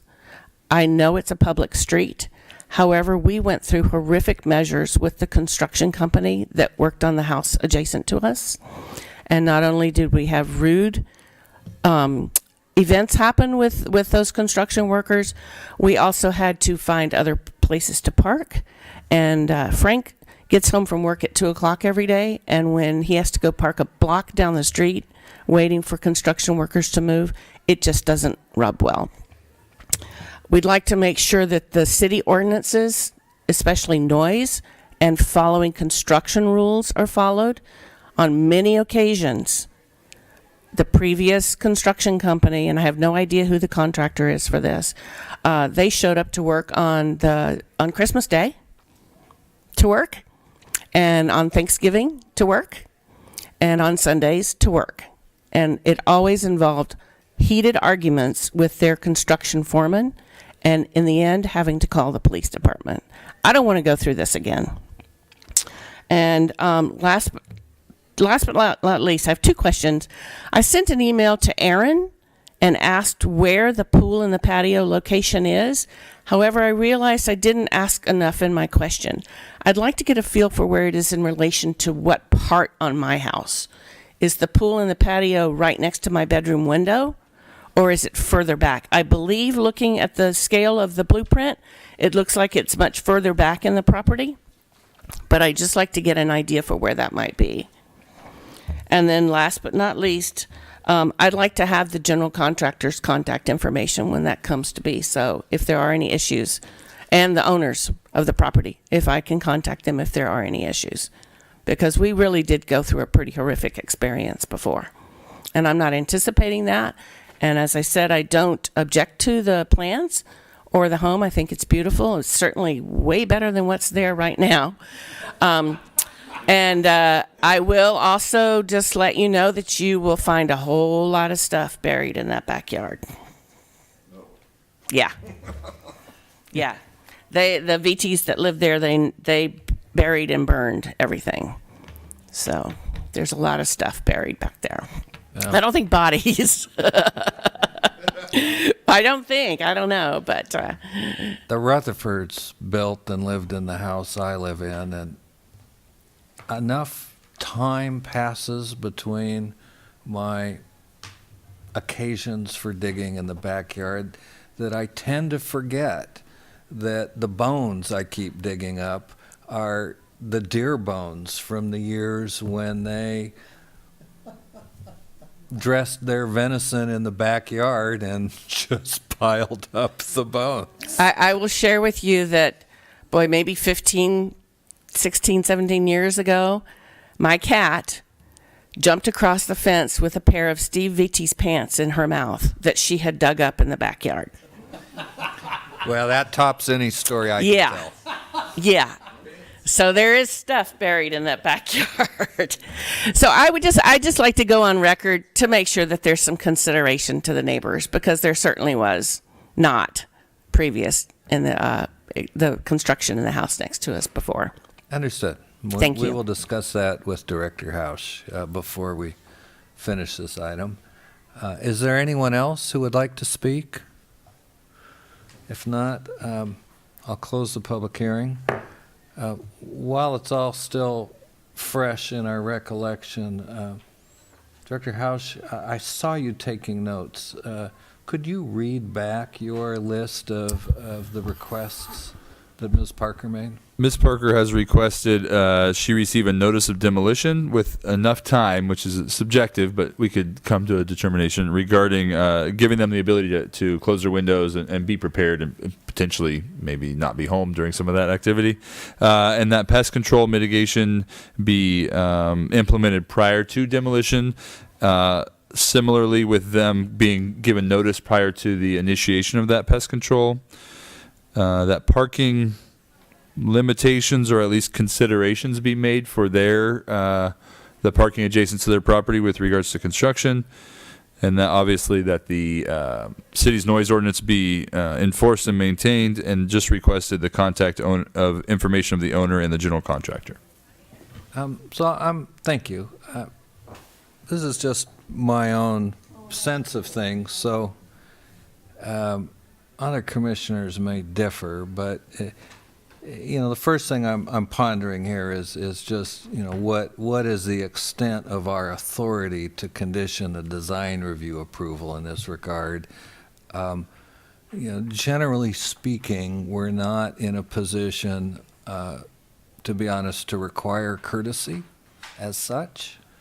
We can certainly encourage, admonish, exhort, but we're in a much better position to support and insist on the strict enforcement of the rules. This applies, or should apply, reasonably well to things like hours of construction.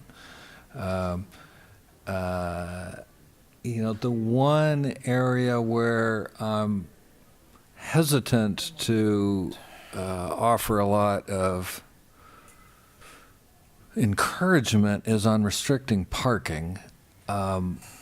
There may be a way, and I frankly don't know how the city handles construction-related parking restrictions.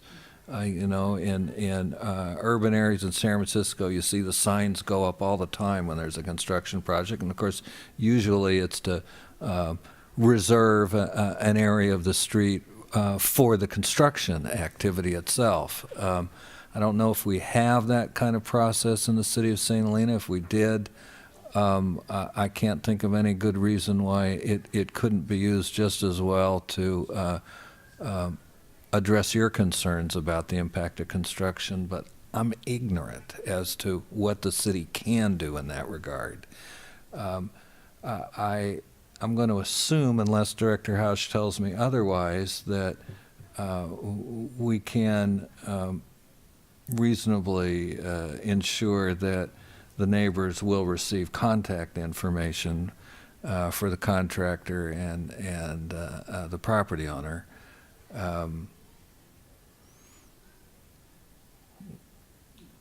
Beyond that, with respect to all of the elements that are really about courtesy and consideration, it will, fall to you all and your neighbor to communicate.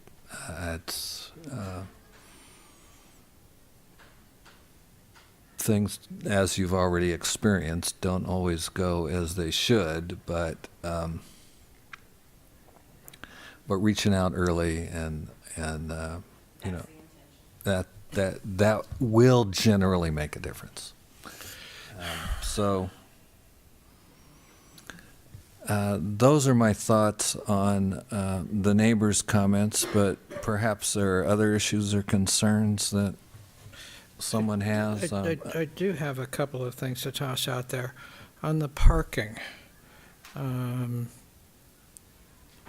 I've often seen where contractors park illegally over and over and over again. I just think there should be some note, you're required to follow all city laws, rules, and regulation, including parking. That means you can't block the sidewalk. You can't stick sticking out in the street. Double parking is illegal. Yes, you can get an encroachment permit for some of this, but I've almost never seen a contractor pull an encroachment permit for illegal parking, and they do it all the bloody time. We can make a note of it.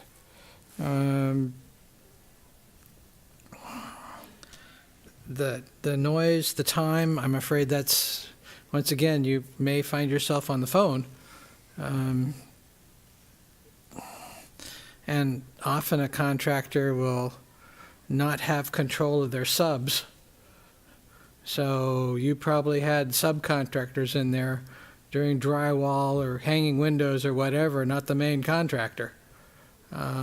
So about all you can do is request that the owner require any agreements with the subs to include the time restrictions that general operates under.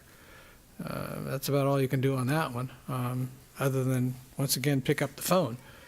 But if you've got a willing owner, I don't see any reason why the owner wouldn't agree to directing his contractor to put in those requirements with his subs, because they usually don't. As the subs come in and work any time, just trying to fill in jobs. The vermin control, I think we can do something about, because that would be part of the demolition permit, right? Yeah, but and I really appreciated your concern about other animals, that, you know, that they do get rid of the rats in a way that is not going to bring the neighbors' pets, going to cause a risk for them. Well, I can imagine what that place looks like, that what they've got. On the parking garage,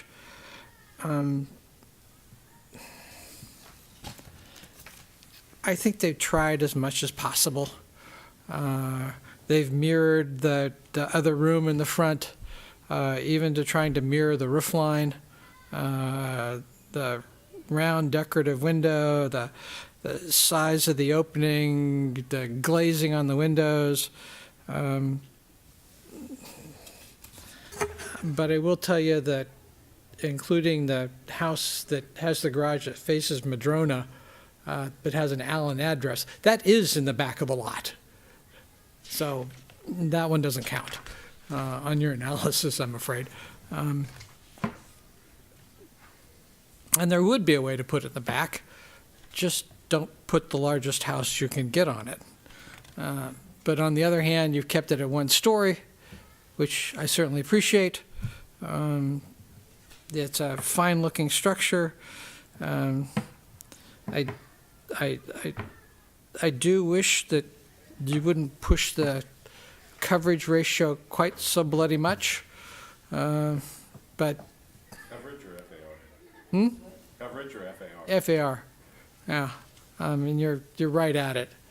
If somebody misplaces a post by 6 inches, you're over. So, in fact, 3 inches, you'd be over.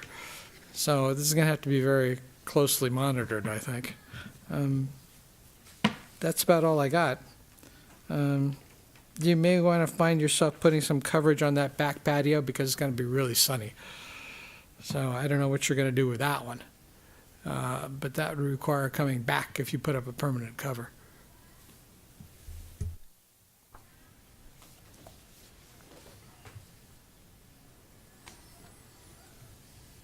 Commissioner Manette? Yeah, well, first of all, I want to just ask you to be sensitive when you're talking about the current buildings being beyond repair and not worth salvaging because they were built the year I was born.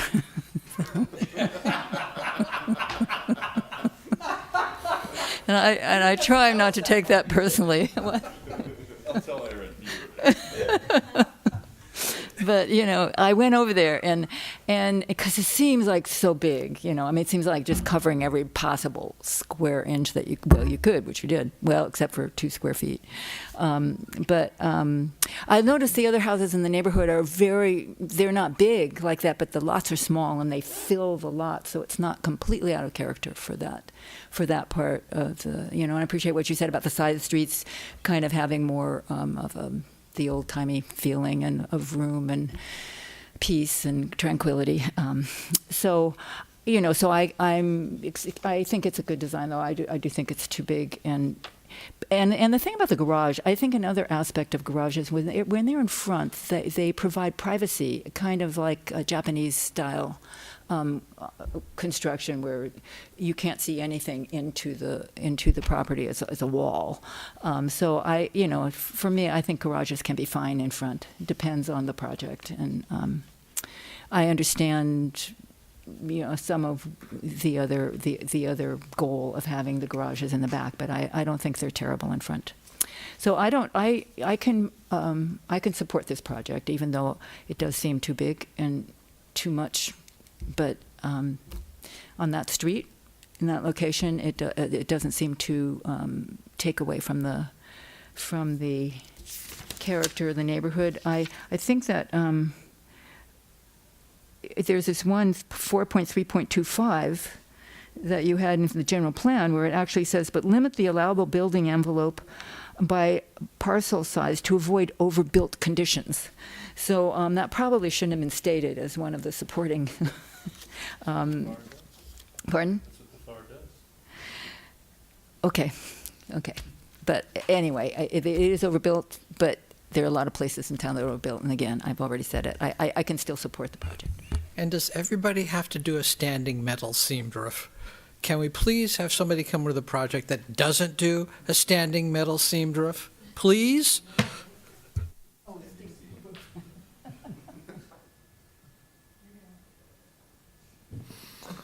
Yeah, you can't fight fashion, John. Commissioner Anderson? For a really long time, and now they're back in fashion. When was the last time somebody didn't push the FAR? Didn't what? You said that, yeah, We've had several projects where they haven't pushed it. I can support it because there's nothing blatantly wrong with it and it's pretty, but it is twice the size of the structures that they're removing, but, you know, we allow that. So it is what it is. Also, there were no neighbors that objected. Sorry.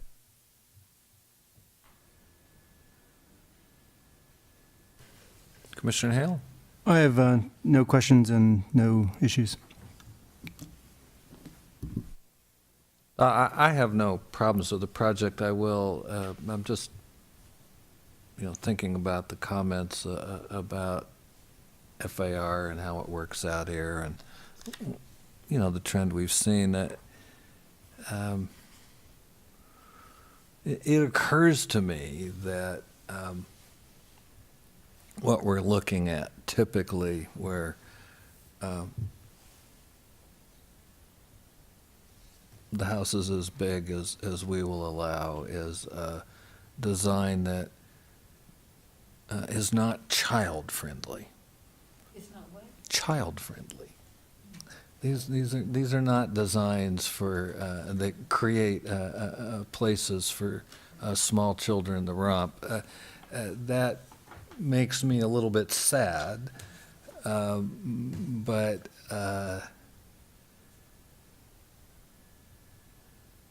that's no reason to deny the application. That's just an observation of I think one of the implications of the trend, and it makes sense given the cost of property in St. Helena. There are families with small children who move here, but you have to have a lot of green to do that. So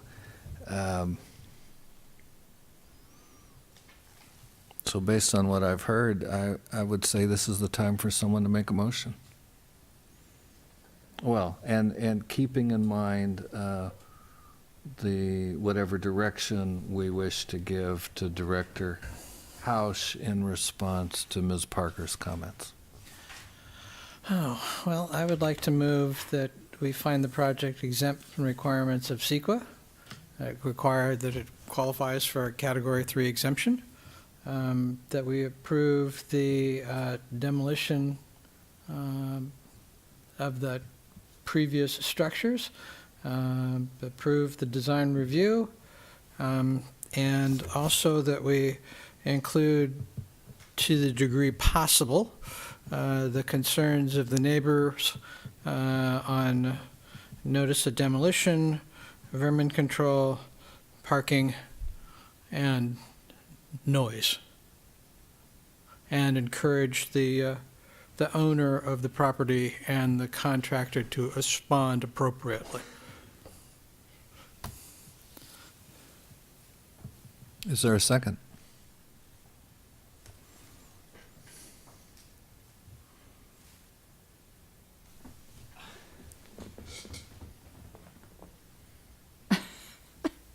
Well, I guess Maybe there is. maybe there is. Maybe there's not.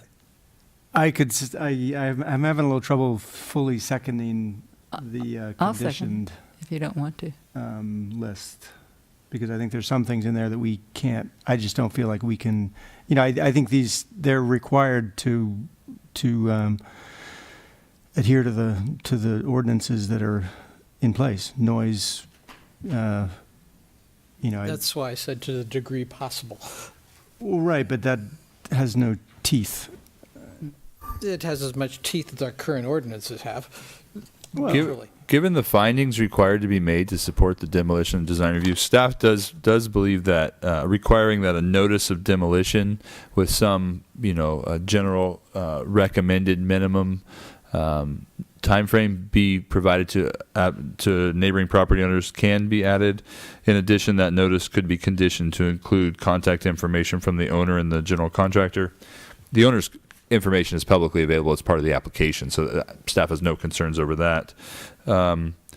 We will have to be a little bit thoughtful regarding the pest control mitigation or condition. However, if it's to the state that it is currently, I do believe the city has the ability to address that situation.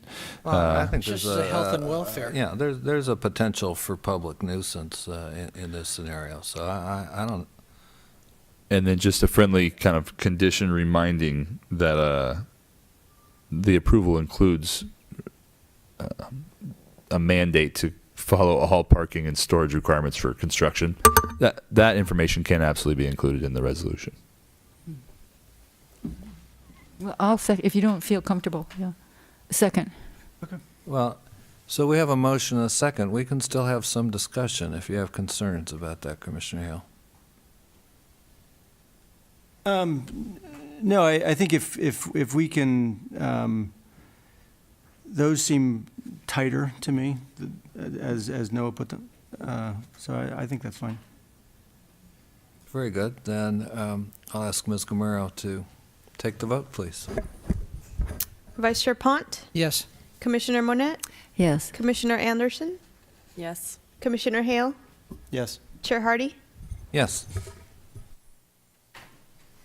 Then I think we have one more item, 5.3, the Novack Family Pool, Bath, and Barbecue Accessory Structure Design Review and Use Permit. And whose is it? Is this yours to present? This is completely my project, yes. So I'm fully responsible. Surprisingly enough. Oh, please. Thank you, sir. The application before the commission is a request for design review and a use permit to construct an accessory residential restroom and barbecue structure at 1401 Hudson Avenue. 1401 Hudson Avenue is developed with a historic single-family estate, and it's a 3-acre parcel. The structure is 13-foot tall, 350-square-foot residential accessory structure, essentially intended to provide support and accessory elements to the estate, provide outdoor restroom and barbecue facilities adjacent to the existing swimming pool. Staff has identified that this site is the Spotswood residential estate. Spotswood Schoenwald estate identified in the city's historic resource master list. Interestingly, this site is designated agriculture, although there's no recent history of agriculture. There's a discussion of how staff looked at the site as an existing non-conforming parcel, and the proposal to construct a residential accessory structure to serve this existing use, and the fact that this structure is clearly incidental and subordinate to the existing legally established non-conforming use. Staff did not identify this as an expansion of that non-conforming use. However, the timing was interesting given the past 2 meetings where we've had conversion of active agricultural parcels and the discussion of a need to identify graphically the conversion of that acreage. Staff did not request that from this application given the historic use and the fact that the Design of the structure is clearly incidental to that use and minimizes any impacts to the historic estate. However, it was noted and fully discussed in the staff report, including in the issues section. Separate from that, staff identified no concerns over the proposal to construct this, and and we are recommending approval. The applicant's architect is here and available for any questions. I don't believe they intend to present unless there's something that they need to respond to. Thank you. I'm going to deviate from custom as I do from time to time and sort of lead off with the questions here.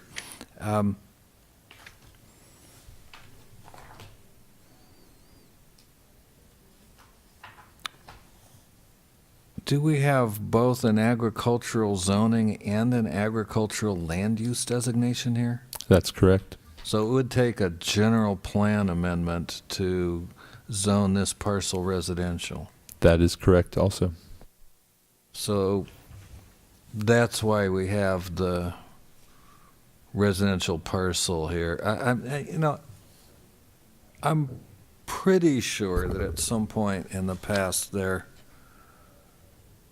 at least was consideration of some boundary changes amongst the parcels that comprise the larger Spotswood property. I'm completely ignorant of the details, but it does appear just from the parcel configuration that a parcel was created at some point by lot line adjustment to contain the residential component. Yeah, interestingly, the general plan designation in the 1993 general plan document makes the statement in the agricultural designation that all lands outside the urban limit line are designated ag regardless of their actual size or use. And so essentially the city made an arbitrary decision, or maybe not arbitrary, but a unilateral decision to designate all parcels outside the urban limit line for agriculture or as agriculture, and specifically identifies regardless of the size or use of those parcels. Staff is assuming that this historic estate precluded that designation, as this was identified in the 93 plan. But I did not do any research to see the history of land use designation. I wonder what on the parcel parcel boundaries were like. I mean, at one time,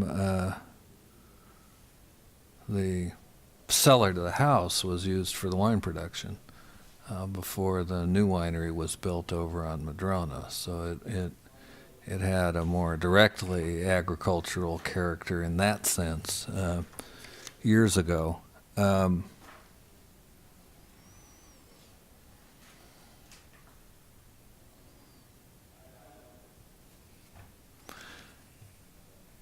Well, I'm going to say, although in our more conventional A20 settings, I'm going to continue to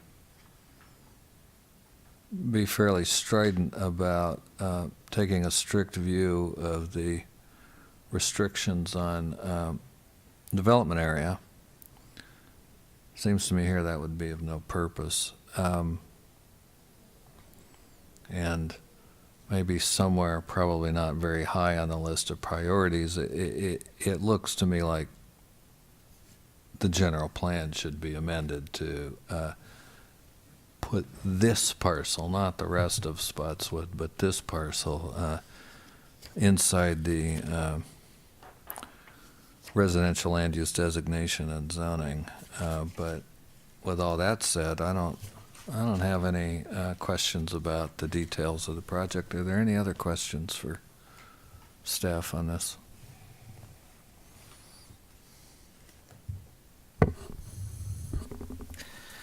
So you're addressing this as a non-conforming use?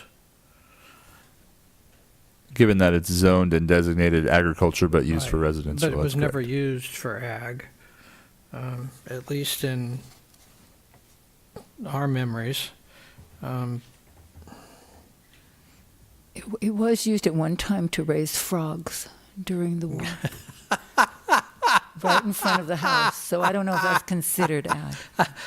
And the tennis court looks like a 60s edition, so there was something there before. Actually, it was during Prohibition. Or with They have, frogs for in the restaurants? past, I believe, stored agricultural implements on the lot. Well, You know, they so, made wine but, in the cellar. for but it sure. hasn't been, you know.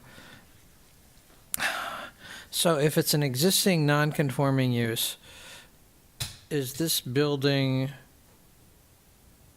increasing the intensity of that non-conforming use? So staff did not identify it as such, given that it's an incidental and accessory structure intended to serve the existing residential use and in no way expands on the intensity of that use currently.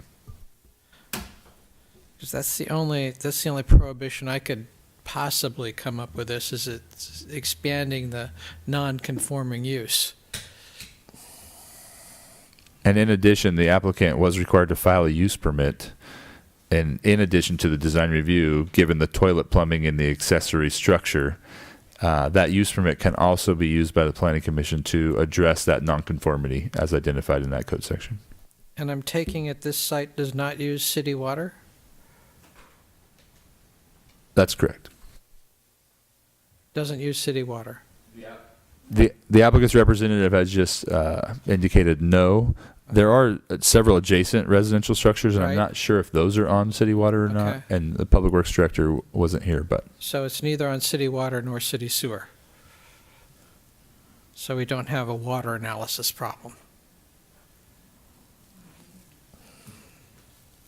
I mean, it's a small addition to a very large lot, that any place else, you just sort of wave at it and say goodbye. That it's because it's a non-conforming use, essentially by error, I would guess. If it's on septic, where's the septic system? it's on city sewer, not city water. Okay. So does the water analysis apply if you're just on sewer? The Public Works Director determined that this is not was not subject to the water use analysis requirements.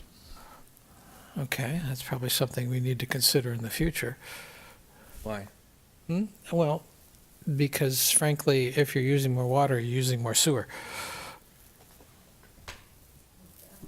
Well, yeah, but Yeah, but the way our they, water availability analysis doesn't yeah, I mean, the way, serves no purpose in relation to our waste treatment capacity. tell me if I'm wrong, but the way the city calculates water use, it's all based on bedrooms. There's no additional bedrooms here. That's correct. You know, it doesn't base it on bathrooms. Sewer, does the wastewater care about a new bathroom? So how a sewer impact? Load. Yeah, sewer impacts are calculated by the addition of conditioned space, which most restrooms are. I don't know that this one is going to be. It's kind of a unique situation, but habitable. So if you were to do an addition on your home and add additional square footage that included a restroom, then you would be subject to sewer impact fees to allow capital improvements to expand on the treatment plant to handle that additional capacity. This isn't necessary. I don't know that this is going to be habitable or not, or meaning conditioned space. And so if it is, they'll be subject to impact fees. If it's not, it is not subject to impact fees. So there won't be any extra people living there. It'll be the same number That's of people correct. just using another bathroom. Yeah. That's correct. Yeah. So Or using the pool. I have a completely different question. Wait a minute. Back to children again? The Spotswood Estate has, they host events for the winery on the estate occasionally. Would that make the bathroom need to be ADA compliant if they intended to use it for the events? That's an interesting question. Given that it's a residential property, the building department's not going to be looking for ADA compliance as a part of their building permit review. However, if there was an event at this location and someone was not able to needed access to a restroom facility that wasn't provided, that could be a risk to the property owner. The easiest way for the property owner to do that is to lock it. It's not for use by any visitors, period. I mean, which Even makes though the me- property is used sometimes for commercial purposes. Right, They'll it have makes to, me they'll actually wonder have to if- lock it or modify it so it is ADA accessible. Two choices. And that makes me wonder if they already are having events, if they have any restrooms that are ADA accessible at this point. The ADA simply requires that you provide the same services to everyone regardless of ability or disability. So if you have no bathrooms for the abled and have no bathrooms for the I disabled, know it, you're but I fine. was thinking if they're already having those events on this property, they must have some kind of, There are also carve-outs for historic preservation, for what? for historic structures. This is a Oh, okay. historic property, so. Interesting. But we're kind of getting a little bit Yeah. off onto a tangent, not related to the request before the commission.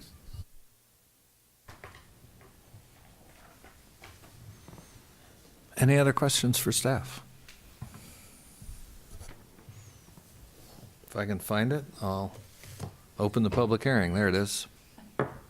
Public hearing's open. Would the applicant's representative like to speak? If there are questions, I'm happy to answer them, but I didn't really feel like a presentation for something of this size was needed. Is there anyone else who would like to speak? We'll close the public hearing. I'll reopen it if there are questions for the representative. If not, is there anything we need to discuss that we haven't already discussed? Call for the question. Well, I think we've got another one on our list to fix eventually. Yeah, no, the general plan designation doesn't make sense to me, and I would sort of note, maybe you'll have to pass this on to Aaron. If there are winery events, the first place I would want to look is at the Spotswood Winery use permit. There was some consideration at the time it was adopted of the transition from this property to the new property. I have no idea if there are any conditions of approval that are still in effect for winery activities on this property, but that would be something it would be good to know.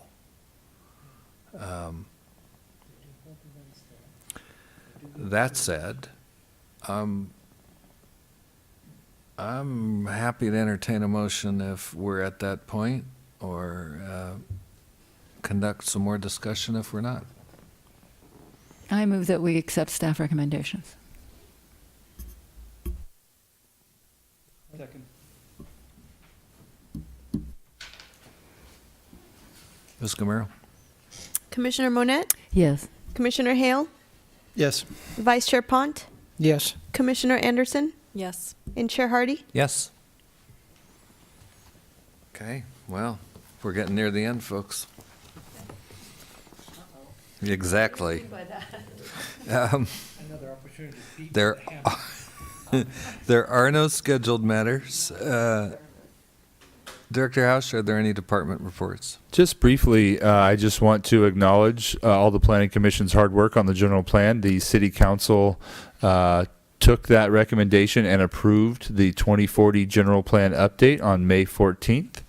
And that means that policy document will go into effect as a legislative action on June 14th. And so you will see staff transition our general plan policies, findings, resolutions, all of those things that we discuss in our staff report from the 93 plan to the 2040 general plan policies.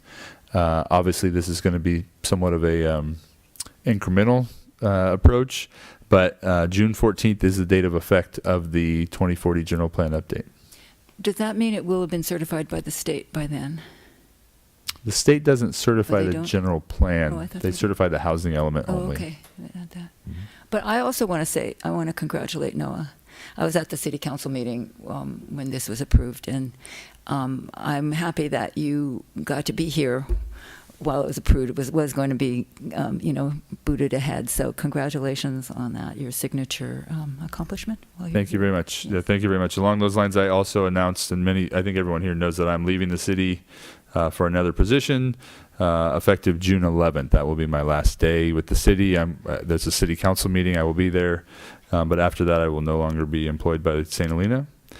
And just for everyone else, and I've very much appreciated my time here, and working with all of you has been very, very rewarding. And as a first-time director, I really appreciate the opportunity that St. Helena gave me to kind of step into that role, and all the support that you and the community has given me, and the rest of the city staff. It's been a wonderful experience. When will be your last meeting with us on the commission? That'll be June 4th, June 4th, okay. 2 weeks from So- today. And so on your last meeting, the general plan isn't correct. until the 14th. At the So it'll be 14th. 3 days before. Yeah, Okay. that's right. That's right. And just a reminder, we have scheduled a joint, it's conceptually or tentatively scheduled, but a joint meeting with the city council on the 25th to kick off the housing strategy discussion. I believe we've sent out some information to the planning commissioners to hold that date. That is firming up. It's not 100% set yet, but the idea then is to just lay the groundwork for the beginning of the city's housing strategy. So that's June 25th here in this room, I believe intended to start at 4 p.m. That concludes my department report. That's exactly 6 months before Christmas. Then we have the, I wasn't yet looking ahead to Christmas, but I'm going to keep that thought in mind. Thank you. The agenda forecast for that, we have a link. That brings us to my favorite part of the meeting, which is adjourned.